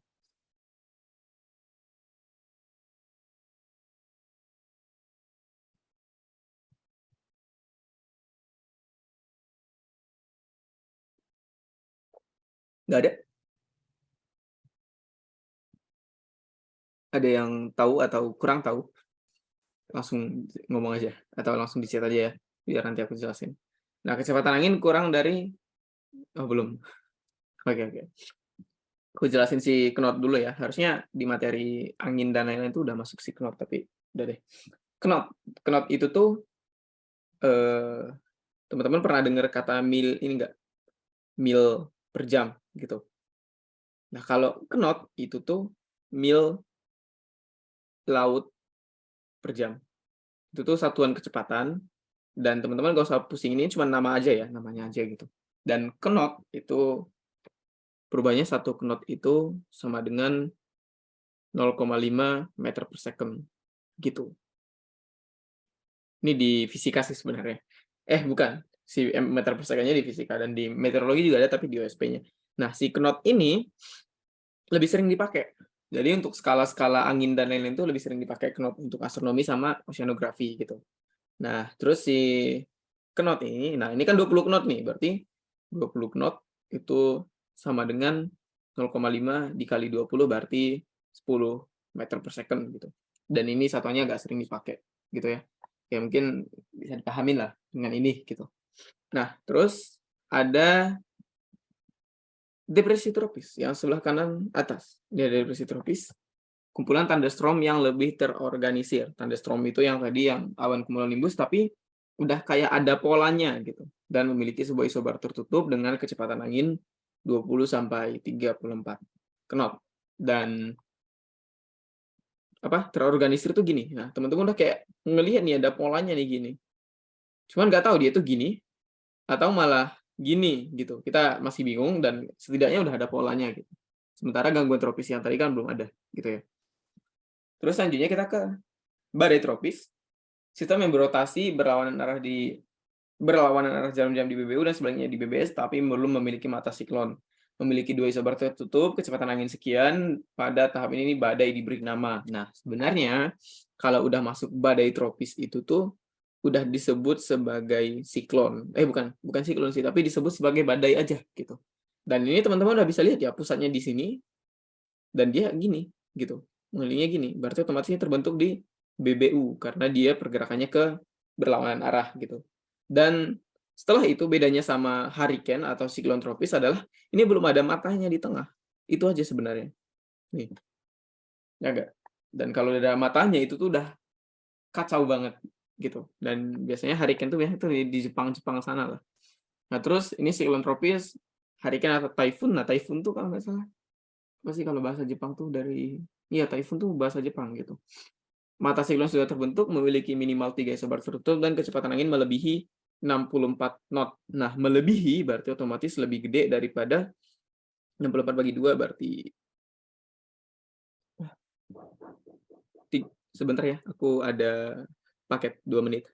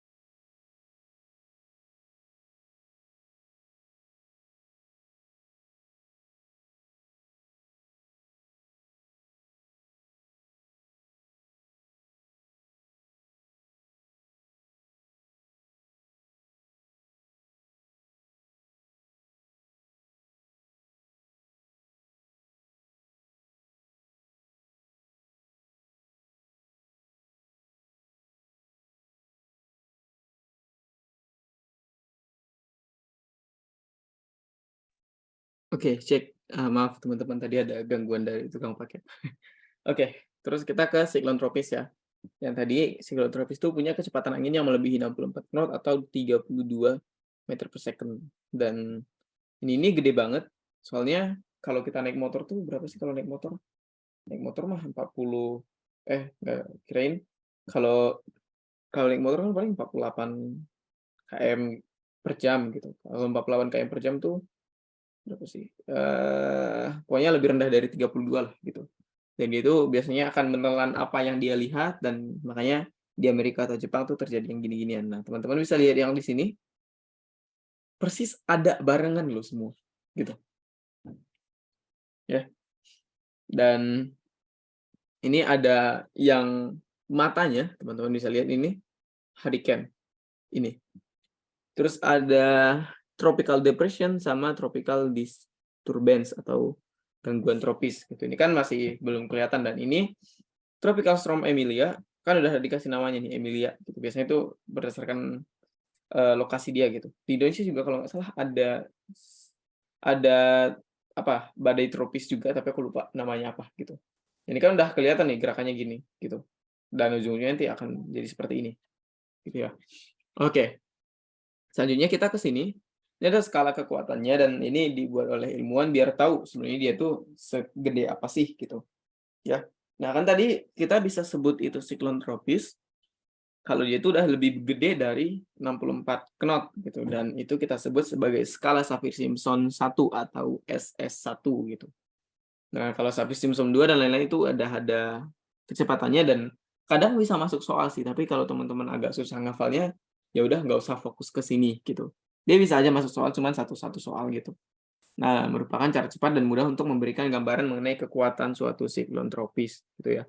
Nah, biasanya ini berdasarkan kecepatan juga kelihatan lah ya siapa yang lebih gede dan lebih banyak lah dampaknya untuk masyarakat yang kena gitu. Ini cuman skala aja. Dan ini kelihatannya tuh, yang tadi skalanya mungkin kalau skala awal tuh ya udah dia cuman ada angin. Ini kalau kita lihat ini kan si pohonnya miring gitu. Dan rumahnya nggak apa-apa gitu. Bukan nggak apa-apa sih, cuman ada masalah, cuman nggak separah itulah gitu. Nah, terus makin lama yang di kategori 2 ini pecah kacanya. Ini juga masih gerak gitu, dan yang ketiga ini pecah kaca, pecah atap, pecah pintu, pecah apa lagi itu. Dan kalau dia di pinggir sungai udah kena tsunami ya. Ini kan tsunami nih, ada air gitu. Nah, udah kena tsunami dan makin gede lagi ya udah dia udah tenggelam gini, tapi belum sampai atap. Dan ini si pohonnya udah roboh gitu. Cuman kalau udah kategori terakhir, kategori 5, udah rumahnya udah jadi sarang ikan, atapnya udah hilang. Si pohonnya juga kayaknya udah hanyut nih, di pohonnya nih. Gitu. Dan ini catastrophic dan massive damage to building, small structure blown over or away, atau rumah yang biasa-biasa aja bisa diangkat sampai terbang gitu. Oke. Question? Ada pertanyaan? Aku tunggu 2 menit. Setelah ini kita akan masuk ke iklim. Dan iklim tuh lebih hafalan banget lagi. Ya, aku tunggu 2 menit lagi. Kalau ada yang mau tanya, silahkan.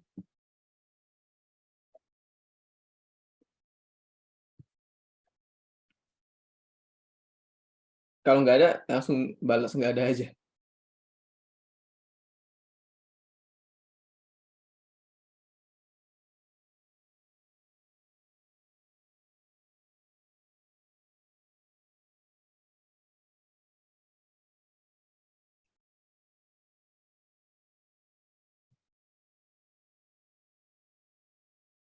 Tuh.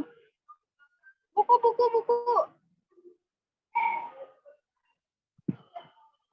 Oke, kalau nggak ada, aku coba lanjut lagi lah ya. Biar nggak usah berlama-lama. Kita yang terakhir ke iklim. Nah, iklim, sorry. Sebentar.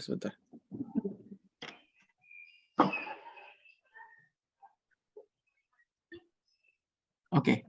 Iklim, sebentar.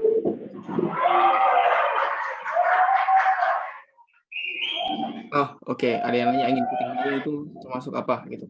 Angin puting beliung tuh belum masuk menurut aku nih ya. Ini belum aku searching sebenarnya. Angin puting beliung tuh kan cuma terjadi di Indonesia. Bisa terjadi di Indonesia, dan dia itu belum nyampe masuk ke siklon tropis. Kenapa nggak terbentuk? Nah, ini kalau kita lihat ke sini, terima kasih yang bertanya ya. Bagus pertanyaannya. Nah, typhoon si angin puting beliung tuh masuk kemana? Gitu. Coba deh teman-teman lihat. Bukan lihat. Tadi kan aku udah coba jelasin, kita itu punya siklon tropis dan siklon ekstra tropis tadi di awal ya. Dan siklon tropis itu terbentuk di 5 sampai 10 tadi? Lintang utara atau lintang selatan gitu. Dan Indonesia ini pasti bisa kena cuman nggak banyak yang bisa kena gitu. Indonesia kan dari lintang apa ya, 6 derajat lintang utara sampai 11 derajat lintang selatan. Nah, di Indonesia relatif tuh nggak terbentuk si siklon tropis. Yang terbentuk tuh apa?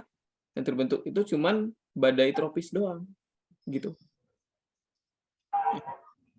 Nah, badai tropis itu kecepatannya yang tadi nggak nyampe 64 kalau nggak salah. Di mana ya? Sebentar. Di sini. Yaitu 35 sampai 64 knot. Makanya di Indonesia tuh nggak pernah tuh terjadi ada badai gitu sampai nyapu satu kota gitu. Itu tuh agak susah. Dan bukan agak susah sih, belum ada setahu aku. Dan yang ada tuh malah di lintang-lintang tinggi. Makanya kita tuh cuma sampai badai tropis. Kenapa? Kenapa? Nah, si Khatulistiwa atau di 0 derajat itu dekat-dekat situ, kita tuh ada disebut sebagai doldrum. Ini kalau pengen searching, doldrum tuh disebut sebagai zona tenang. Dan di sini nih, untuk masalah meteorologi angin puting, angin ini agak susah terbentuk. Karena dia lebih mungkin pembentukan hujan. Makanya di Indonesia itu lebih sering hujan yang tadi. Ini ada konvergensi pembentukan hujan tadi gini terus terbentuk awan, dan awannya itu awan yang mungkin cumulus, humilis sama mediocris doang, nggak sampai awan cumulonimbus gitu. Makanya di daerah kita tuh agak jarang. Si angin puting beliung masih jarang gitu ya. Dan dia itu cuman maksimal itu cuman sampai si badai tropis doang gitu. Ya, ya bisa dimengerti lah ya. Atau ada yang mau ditanya lagi? Aku tungguin lagi nih. Gak apa-apa. Karena pertanyaan-pertanyaan kalian bisa jadi masuk soal loh. Ya, badai tropis apa si puting beliung bisa aja masuk soal. Aku tadi nggak sempat nyinggung. Oke, ada lagi? Kalau nggak ada, aku akan lanjut ke iklim. Ya, ini kita ke iklim. Iklim itu apa? Oh, ada yang tahu beda cuaca sama iklim? Oh, ini udah aku tulis ya. Iklim adalah kebiasaan dan karakter cuaca yang terjadi di suatu tempat atau daerah. Kurun waktu yang mencapai campuran iklim rata-rata berdurasi 30 tahun, dan ya unsur penyusun iklim itu sama dengan cuaca. Cuman cuaca itu per hari. Ya, mungkin teman-teman buka aplikasi cuaca, sekarang hujan, terus sekarang apa sih namanya? Panas, terus mendung, cerah, dan lain-lain, itu tuh cuaca. Tapi kalau iklim dalam waktu 30 tahun. Nah, Indonesia tuh kan ada punya iklimnya apa? Kita tuh kalau nggak salah, tergantung iklim siapa sih. Tapi kita punya 2 musim ya. Musim di Indo tuh, musim itu ada musim kemarau sama musim hujan gitu. Nah, musim itu tuh bisa kita sebut sebagai iklim yang ada di Indonesia tuh gimana sih gitu. Tergantung ya, kalau klasifikasi iklim siapa, nanti dia ngomongnya apa gitu.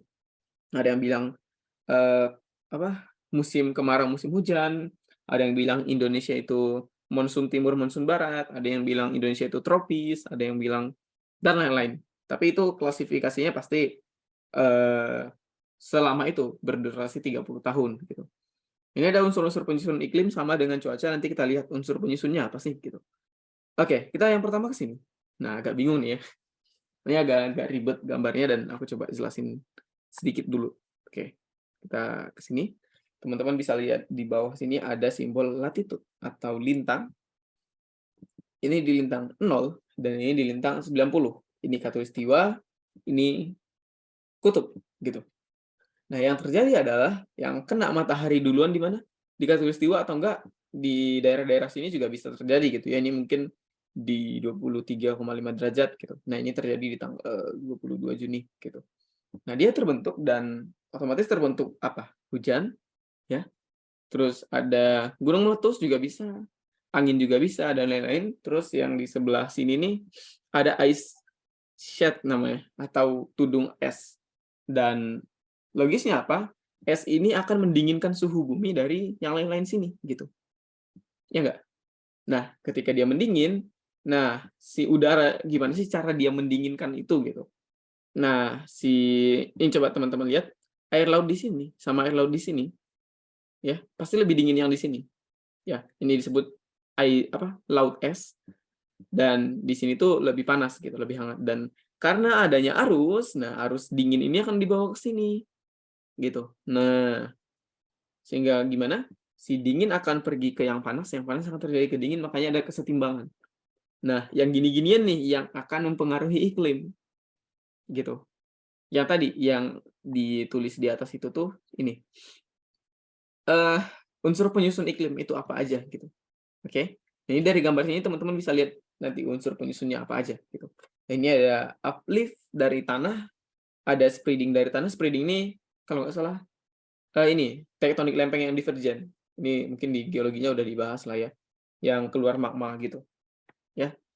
Nah, coba kita lihat di bawah sini, global energy balance, atau ada energi yang masuk ke bumi, ada yang dikeluarkan gitu. Dan dia itu biasanya balance. Kalau nggak balance agak susah gitu. Kalau nggak balance bisa jadi kita kelebihan energi sehingga kita kepanasan, dan kita kekurangan energi sehingga kita kedinginan. Dan kalau sekarang yang lagi ditakut-takutin kan apa sih, CO2 naik di atmosfer, bikin gas rumah kaca, bumi kita semakin panas dan lain-lain. Dan aku nggak percaya sih, tapi menurut sainsnya gitu. Oke, ini nggak usah dibahas banget, nanti ada pembahasannya lagi lah. Kita ke sini.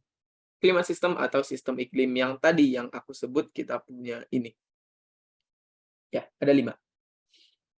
Oke, kita pertama ke atmosfer. Atmosfer pasti berperan penting dalam iklim, ya. Ini udah pasti banget lah ya, gitu. Ini kita coba geser dikit sini deh, biar kelihatan. Nah, gitu.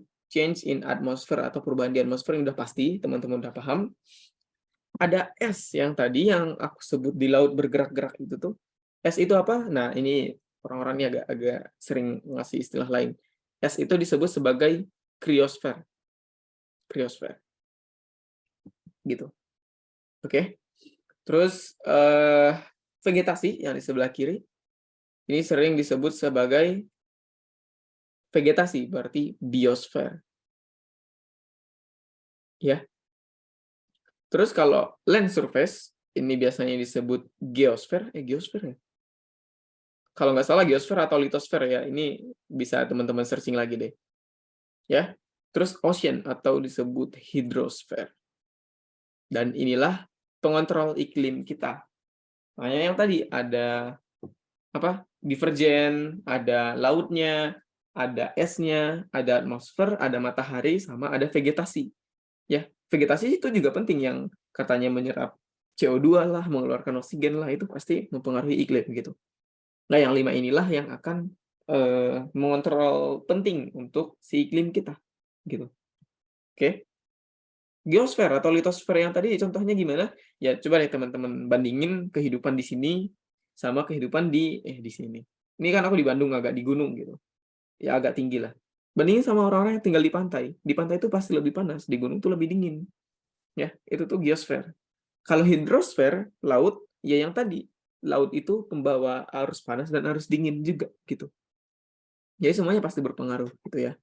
Nah, ini ada cause atau alasan, ya alasannya ya udah ada perubahan di lempeng, lempeng kita bergerak, dan orbit bumi kita bergerak, dan perubahan matahari, matahari bergerak.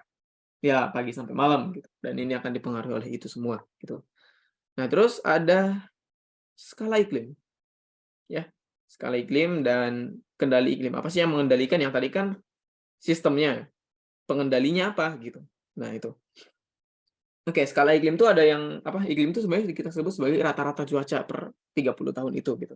Nah, ini iklimnya ada iklim mikro, iklim meso, iklim makro, sama iklim global. Ini cuman penjelasan luasnya aja gitu. Ini cuman di pekarangan rumah itu kita sebut iklim mikro, kalau di tanah lapang itu iklim meso, kalau satu negara itu iklim makro, dan satu bumi itu disebut iklim global. Terus kalau kendali iklim, nah ini harus dihafal. Ya, ini aku tandai lagi, ini harus dihafal karena ini masuk soal biasanya. Apa aja sih yang mengendalikan iklim? Ada intensitas radiasi matahari, jadi tergantung seberapa banyak radiasi itu masuk ke dia, ya. Sehingga yang dapat radiasi banyak siapa? Kita di khatulistiwa. Yang minim radiasi itu mereka yang di kutub, orang-orang Eksimo dan lain-lain gitu. Ya, terus yang kedua distribusi daratan dan lautan. Nah, teman-teman pernah dengar nggak? Jadi di belahan bumi selatan kan daratannya kecil, dikit. Nah, lebih banyak esnya gitu. Di belahan bumi utara datarannya banyak, esnya dikit gitu. Nah, itu distribusi daratan. Yang ketiga arus laut yang tadi dia bisa membawa udara dingin atau dari ice sheet yang ada di kutub, dan yang di khatulistiwa juga bisa membawa udara panas ke kutub biar nggak dingin-dingin banget gitu. Nah, prevailing winds atau arah-arah angin ini, nah biasanya ya tergantung angin kayak monsun atau angin barat, angin timur dan lain-lain gitu. Terus yang posisi dan sistem tekanan tinggi, tekanan rendah ini yang tadi kalau dia tekanan tinggi angin itu atau sistem itu bergerak dari tekanan tinggi ke tekanan rendah. Terus ada halangan pegunungan. Nah, ini halangan pegunungan yang tadi orografi. Jadi kalau gini ada udara bergerak ke sini dan hujan di sini. Kalau teman-teman tinggal di sini nggak pernah dapat hujan gitu. Kecuali kalau tinggal di sini gitu. Kan cuma beda puncak loh. Nah, itu halangan pegunungan sama ketinggian tempat yang tadi. Orang-orang yang tinggal di daerah puncak atau bukit tuh merasakan lebih dingin cuacanya daripada orang pantai, dan orang-orang puncak juga suhu air juga lebih dingin kan daripada yang di pantai gitu, dan ini dipengaruhi oleh ketinggian tempat juga gitu. Dan itu saran aku harus dihafal lah ke situ ya. Terus ada klasifikasi iklim, ini sebenarnya mereka pengen ubah-ubahnya sih iklimnya berdasarkan siapa gitu. Nah, klasifikasi iklim merupakan pengelompokan iklim yang memiliki tipe yang mirip dan mempermudah kita untuk memahami penyebab tipe iklim tersebut. Klasifikasi dapat mempermudah kita untuk mempelajari pengaruh yang kita harapkan dari iklim. Nah, ini ada 2 intinya, dan ya ini nggak bertentangan sih, cuman asal yang diambil itu beda gitu. Klasifikasi iklim empiris. Kita ke empiris dulu ya. Empiris itu diutamakan pada pengaruh iklim. Apa aja sih yang dikontrol oleh si iklim ini gitu. Ya. Dan merangkum banyak informasi. Biasanya itu kayak data-data banyak gitu. Ya, dia itu pengaruh. Dan klasifikasi iklim genetis atau diutamakan pada penyebab. Kenapa iklimnya seperti ini gitu. Dan bermanfaat dalam memahami suatu wilayah. Memiliki tipe iklim seperti itu dalam kondisi alam, pengaruh lingkungan, dan perubahan iklim gitu. Dan klasifikasi ini biasanya kalau empiris sama genetis tuh lebih enak pakai empiris harusnya, kalau nggak salah ya. Nah, klasifikasi empiris itu lebih enak karena dia itu punya kekurangan data sama batas yang tajam. Nah, batas yang tajam tuh tidak berpengaruh dan kekurangan data itu bisa ditambah gitu. Cuman ya meskipun nggak selalu, tapi kan kita bisa mendata lagi gitu. Cuman kalau klasifikasi genetis, kita tuh nggak tahu batasnya di mana gitu. Yang benar sih iklim apa sih gitu. Tapi kita masih bingung dengan itu gitu. Dan dia biasanya nggak memberikan informasi yang spesifik, apa aja sih yang dilihat gitu. Nah, ini ada beberapa klasifikasi iklim. Ini ada genetis. Nah, saran aku untuk teman-teman untuk klasifikasi iklim ini untuk umumnya kalau pengen ngafal tuh ininya aja gitu. Nah, untuk klasifikasi ininya ke bawah tuh tidak terlalu penting kecuali iklim Köppen ya. Nanti iklim Köppen kita belajar di bawah. Nah, ini si Flon 1950 mengelompokkan iklim berdasarkan sabuk angin global dan ciri curahan hujan. Ya, ini contohnya kayak ada jenis iklim mintakat baratan khatulistiwa, tropis pusat musim dingin, kering subtropis, hujan musim dingin, dan lain-lain. Ini si Flon ini agak jarang dipakai gitu. Terus ada Stahler. Stahler ini mengelompokkan iklim berdasarkan massa udara yang dominan dan ciri curahan hujan lagi gitu. Oke. Dan ini mereka masih genetis ya, genetis bukan yang beneran apa sih tadi? Empiris gitu. Nah, ini yang genetis biasanya jarang dipakai, Budioko. Nah, yang paling sering dari situ tuh paling mungkin Budioko lah. Dan ini agak jarang juga. Yang lebih sering tuh yang klasifikasi empiris dari Köppen. Köppen ini saran aku dihafal yang mana ya? Hafal semua. Karena lebih sering masuk si Köppen daripada iklim-iklim yang lain gitu. Oke. Itu ngasih subklasifikasi iklim ini nih. Iklim A itu iklim hutan hujan tropis, iklim B itu iklim kering, terus iklim C kalau nggak salah iklim hujan sedang panas, terus ini hutan sejuk panas, sama itu iklim kutub. Dan cukup menghafal itu dan juga menghafal ini. Jadi pattern-nya itu ke sini. Kayak contoh nih ada A, AF gitu. Berarti iklim hutan hujan tropis dan tidak ada musim kering basah sepanjang tahun, berarti hutan hujan tropis, sabana, monsun tropis, dan lain-lain gitu. Dan ini saran aku dihafal ya. Tapi kalau beneran nggak hafal ya udah nggak apa-apa. Setidaknya tahu ada klasifikasi Köppen gitu. Dan ada Thorne White. Thorne White juga sering dipakai tapi nggak terlalu sering dilihat lah dari dia. Nah, ada Junghun sama yang terakhir ada Smith Ferguson. Dan Smith Ferguson ini biasanya yang masuk itu tuh Ini ya rumusnya, gitu.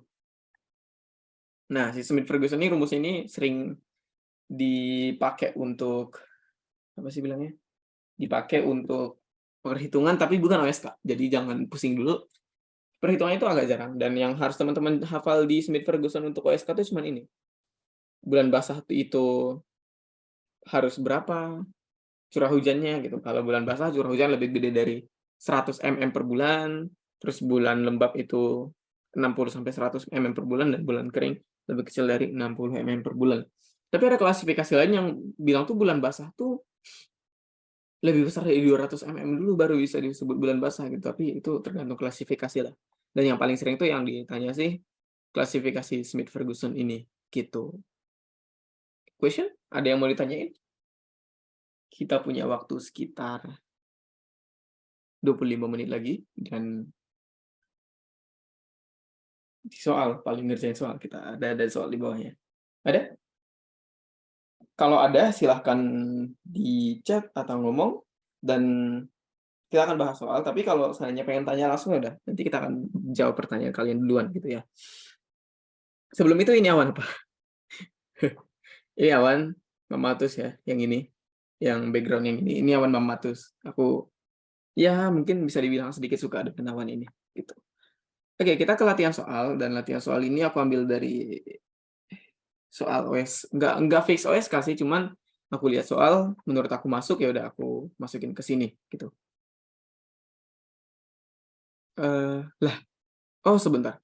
Ini yang nanyain, Kak, aku boleh minta record sama PPT-nya nggak gitu? Oke, nah pertanyaan aku adalah, kemarin ada yang ngechat aku di IG dan dia minta record-nya ke aku, PPT-nya. Dan ya karena Hafsa belum ngasih ke kalian gitu, dan ketika aku ngechat ke dia, bagiin ke teman-teman yang lain, ya aku baru sadar kalau teman-teman ini sebenarnya beda sekolah gitu. Aku pikir ini satu sekolah semuanya gitu. Dan yang apa sih, yang pertemuan sebelumnya udah dapat PPT aku nggak sih yang teleskop sama fase bulan? Ada yang belum dapat nggak? Kalau ada langsung ini, takutnya malah PPT aku nggak nyampe gitu ke kalian. Ini aku buat khusus untuk kalian ya. Soalnya aku ngajarnya itu geologi sama astronomi, cuman ketika dia tanya meteorologi udah gas gitu. Ya, nanti bisa aku kasih deh. Ya. Ya. Terus ini ada yang tanyain, oh udah. Wah, berarti yang sebelumnya udah dapat ya. Nah, yang ini nanti aku akan kasih. Tapi aku nggak tahu ngasihnya di mana. Atau enggak, ya mungkin kalau pengen jadi volunteer, nanti bisa DM IG aku kayak kemarin gitu ya. Nah, terus ini, Kak, pengen tahu contoh soal dari rumus Smith-Ferguson itu, gitu. Oke, kita ke situ dulu ya. Smith-Ferguson, yang ini, gitu. Dia itu cuma bilang, nah kita punya berapa bulan nih? Coba deh, kita punya 12 bulan? Ya, 12 bulan. Kita kasih contoh nih. Ternyata di bulan Januari, terus ada bulan September, Oktober, November, sama Desember itu tuh hujan di Indonesia gitu. Ini contoh ya, bukan fix, tapi contoh. Hujan, jangan di Indonesia, hujan di Medan gitu. Dah. Dan selain ini biasanya kering, kayak kering gitu. Berarti otomatis kering itu, bulan kering itu berarti ini ya, apa sih namanya? Sorry. Ada Al-Kahfi, yang lain juga belum, soalnya minggu lalu. Oh, oke. Mungkin salah satu anak Al-Kahfi nanti bisa DM aku di IG ya. Nanti IG aku ada di bawah di slide terakhir PPT kok. Nanti aku akan share yang materi teleskop kemarin sama yang hari ini juga gitu. Sama yang terakhir, yang tadi yang sebelumnya yang teleskop nge-DM aku, nanti kan udah dapat WA aku ya, nanti chat ke situ aja biar aku kirim ini gitu ya. Maaf. Oke, nah ini aku kasih contoh nih. Kita kan punya 12 bulan nih. Nah, ternyata dari Januari nih, kita coba hapus dulu ini ya. Ini anggap kita di Kota Medan gitu. Nah, ternyata ini nih presipitasinya ini ada 120 mm per bulan gitu. Nah, terus tiba-tiba aja di bulan Juni ada presipitasinya itu 75 mm per bulan. Dan selain bulan-bulan ini nih, selain bulan-bulan ini ada bulan-bulan yang lain ya. Yang lain itu presipitasinya cuman bisa dibilang 50 mm per bulan gitu. Nah, berarti si Medan ini masuk ke tipe iklim yang mana nih gitu, ya. Nah, rumusnya adalah rata-rata bulan kering per rata-rata bulan basah gitu, ya. Ini kan masih aku simplifikasi ya, ini sama aja 120 gitu. Nah, terus kalau kita masukin ke rumusnya, berarti Q sama dengan, nah, rata-rata bulan kering berapa? Nah, bulan kering di mana nih? Bulan kering berarti ini ya, yang lainnya itu 50 mm per bulan. Nah, bulan kering itu kan lebih kecil dari 60 ya. Berarti bulan lain ini berapa nih? 2, 4, 6, berarti 6 ya? Berarti 6 bulan nih. 6 bulan, oke, berarti kita masukin 6 bulan, gitu. Terus bulan basahnya berapa? Per, ya. Nah, ini ada bulan basah. Bulan basahnya berapa ini? Berarti 1, 2, 3, 4, 5. Nah, Juni ini nggak masuk. Kenapa? Karena dia 75, dan 75 itu di bawah 100, dan dia masih bulan lembab. Bulan lembab nggak masuk rumus. Ingat, bulan lembab nggak masuk rumus. Oke? Nah, terus itu kan berapa sih? 5 ya? Berarti 5. Nah, kalau kita cari 6/5 tuh, mana kalkulator saya? Sebentar. Nah, 6/5 itu tuh dapatnya 1,2. Gitu. Q sama dengan 1,2. Berarti Kota Medan iklimnya apa? 1,2 di mana? Sebentar. Sebentar. Kok bisa sampai 700 gitu? Oh, salah. Kita bukan pakai si bulannya, tapi rata-ratanya, sorry. Kita pakai rata-ratanya, dan kita berarti makainya yang, ini kan yang lain tuh, masih sih? Sebentar. Rata-rata bulan kering pas dong ya? Oh iya, pas, sorry. Ini kita tetap pakai 6/5, dan 1,2 itu tuh berada di mana? 0 sampai, berarti di A ya, tipe A, gitu. Ya udah, gitu. Eh, oh ya bener. Bener aku. Tapi sebentar deh. Takut salah ini. Kalau 12 per, oh, sorry. Maaf ya, ini bukan ini. Kita lupa rumus yang ini, kali 100% dulu. Sorry. Berarti kan kita 6/5 kali 100%. Makanya tadi aku bingung kok kecil banget gitu ya. Nah, ini berarti kali 100% kan tadi 1,2 ya. Bentar, berarti 1,2 kali 100 tuh 120 gitu. Ya. Nah, 120 dia itu berada di mana? Di sini. Ya enggak? Nah, berarti si Medan itu tipe iklimnya E atau agak kering. Kalau beneran gini ya datanya. Dan dia mintanya ini rata-rata loh teman-teman. Dan kalau seandainya di soal dia itu kan nggak langsung ngasih data kayak gini. Biasanya tuh ngasih datanya itu ini anggap bulan 1, bulan 2, bulan 3, bulan 4, bulan 5, bulan 6, bulan 7, 8, 9, 10, 11, 12 gitu. Nah, dia itu cuman mungkin ngasihnya ini berarti 50 mm per ini, terus ini 100, ini 150, ini 73, ini 63, ini 90, 80, 70, 150, 200, 100, dan 50 gitu. Nah, ketika dia tanya rata-rata, nah kalau dari sini kan kita mau cari nih bulan bulan apa sih namanya? Bulan kering sama bulan basahnya gitu, ya enggak? Bulan kering sama bulan basah berapa? BB ya, sorry. Nah, angka 100 sama angka 50 itu tuh masuknya di mana? Angka 100 itu kan 60 sampai 100 itu kan di bulan menengah. Jadi yang rentangnya segini nggak dimasukin, udah. Berarti di mana nih? Ini nggak masuk, terus ini kok dibulatin sih? Ini nggak masuk, terus 73 ini nggak masuk, terus nggak masuk juga, udah. Ya nggak? Berarti yang kita pakai itu cuman 100, 150, sama 50-nya ini kan 50-nya itu ini tetap masuk dong ke bulan kering, sorry.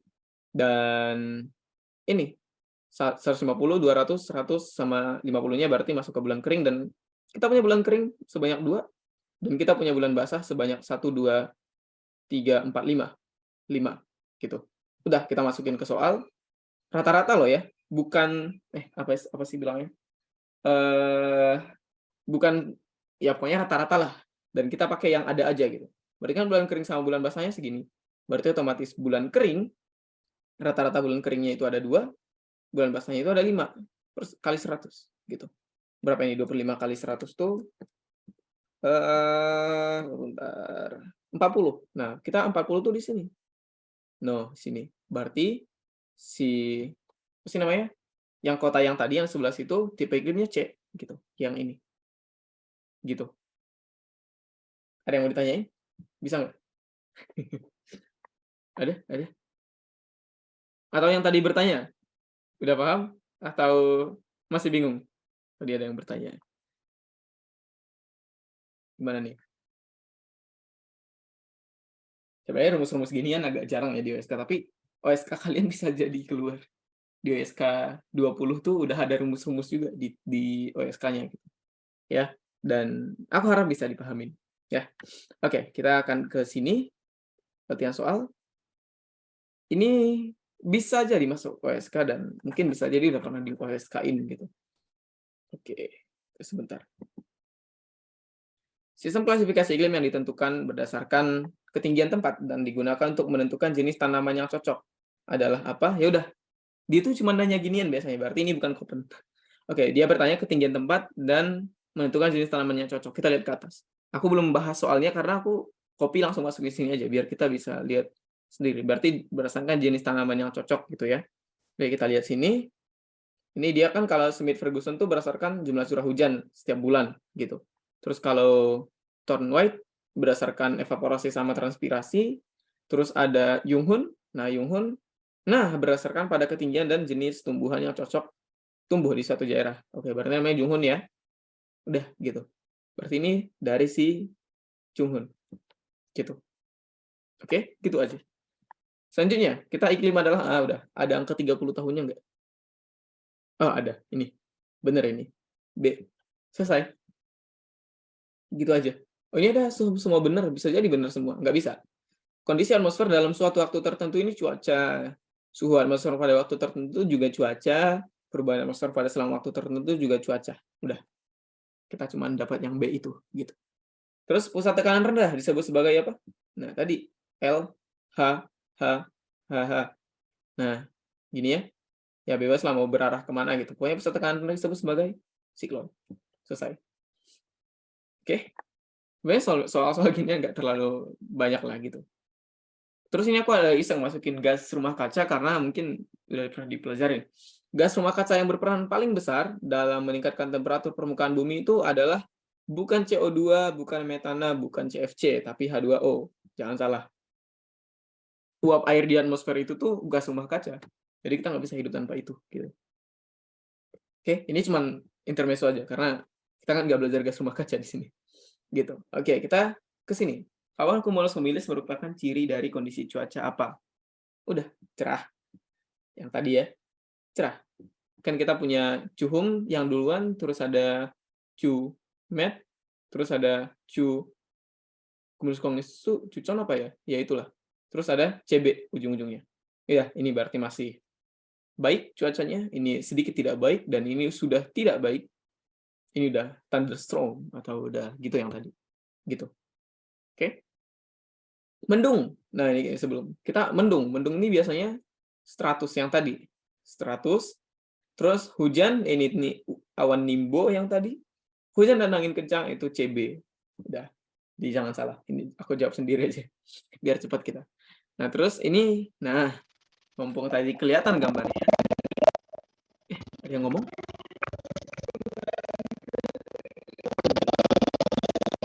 Izin mute ya. Enggak. Ngomong nggak sih? Nah, kita ke yang ini tadi. Kebetulan kelihatan dong. Gambar ini tadi. Topi ya, ini topi sini. Nih, gitu. Nah, ini awan apa? Gitu. Nah, kita akan bahas satu-satu. Castenalus atau ini ada AS Cas, ya. Dan ini enggak, karena dia bentuknya enggak seperti kastil, gitu. Altostratus atau AS, enggak juga. Cumulus lenticularis berarti enggak ada malah. Sorry, ada yang ngomong. Suaranya putus-putus. Kalau mau bertanya langsung di chat aja coba. Di kalian putus-putus enggak? Aku takutnya di aku doang. Oh, oke. Makasih. Nah, di yang C, cumulus lenticularis itu enggak ada. Yang ada tuh apa? Altocumulus lenticularis. Gitu. Terus yang D itu Pileus, ini Pileus. Dan Mammatus itu tuh ya udah background ini. Ini awan-awan yang ini nih. Awan-awan ini itu awan Mammatus gitu. Ya, ini Pileus atau topi, ya sering disebut sebagai topi. Ini, 26 ada lagi nggak? Oke, selesai. Harusnya ini selesai. Ini aku sengaja percepat ya, karena emang udah nggak bisa lama-lama lagi dengan materinya, soalnya udah selesai. Dan ini, gerakan siklon terbentuk ketika tempat daerah tekanan rendah dan dikelilingi oleh daerah tekanan tinggi, sehingga udara bergerak menuju pusat tekanan rendah. Pernyataan di atas merupakan ciri dari gerakan siklon. Pernyataan di atas yang merupakan ciri dari gerakan siklon. Ada ditunjukkan oleh gerakan siklon. Oke, kita udah tahu ya, siklon kita itu kalau clockwise atau searah jarum jam kita sebut C, kalau berlawan arah CC, counterclockwise. Sehingga kalau siklon itu tuh kalau di BBU dia itu berlawanan arah ya CC. Terus kalau di BBS itu dia C, terus kalau antisiklon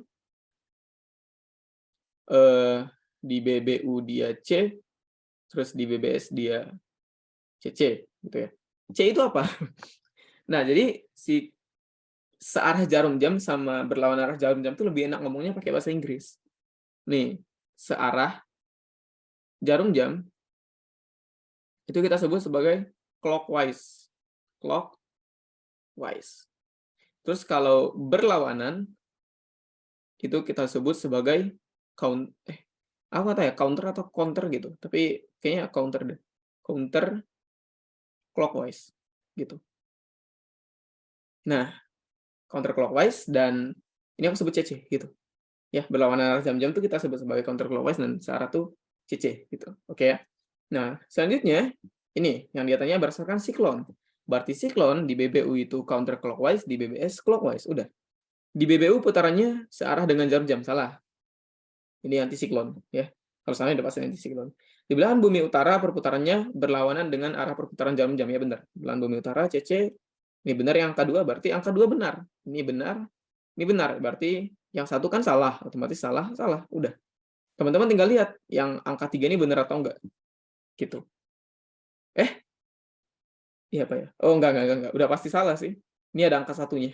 Nih, ada angka 1. Berarti kan angka 1 salah. Udah berarti salah. Kita nggak usah mikirin yang nomor 3 ini sebenarnya, tapi udah pasti dong nomor 3 ini gitu. Ya, udah selesai dari situ dan selesai, guys. Ini arahan dari tutor kalian sebelumnya, jadi jangan dibanyak-banyakin materi. Oke, jadi kalau teman-teman pengen nanya soal, nanya jawaban, atau nanya yang lain-lain, tapi jangan waktu SK ya nanti, jangan tanya. Soalnya itu kita bermusuhan.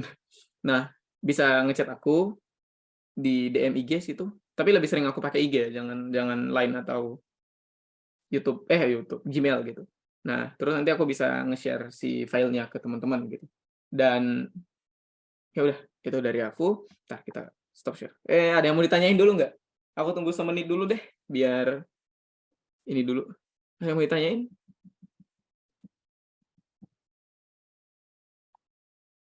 Oke, ini ada di chat. Kak, kalau PPT-nya dikirim di sini. Di chat sini bisa nggak sih? Di chat Zoom bisa nggak sih? Aku nggak tahu. Udah lama nggak ngirim-ngirim ngechat di Zoom tuh. Iya, kalau PPT-nya dikirim ke sini. Di chat Zoom. Gimana sih? Aku nggak paham. Sebentar. Kita cek dulu. Emang bisa ya? Bentar. Sorry. Sebentar ya. Ini kita sedang. Oh, bisa. Aku ubah ke PDF bentar ya. Sebentar. Kasih 2 menit atau berapa gitu. Ya.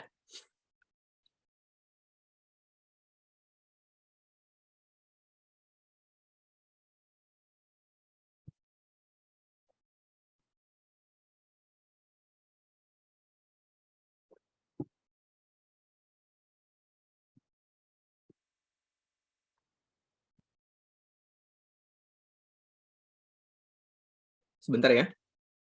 Oh, baru tahu bisa ngirim-ngirim file-file ginian. Sorry.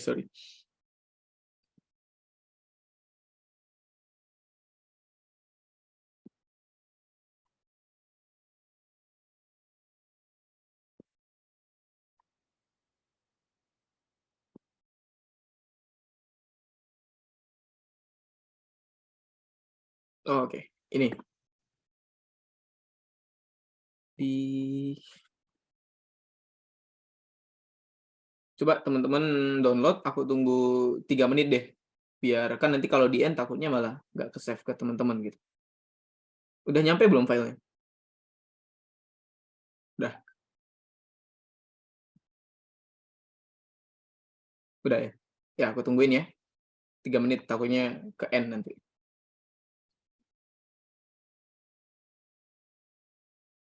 Oh sebentar aku matiin record dulu.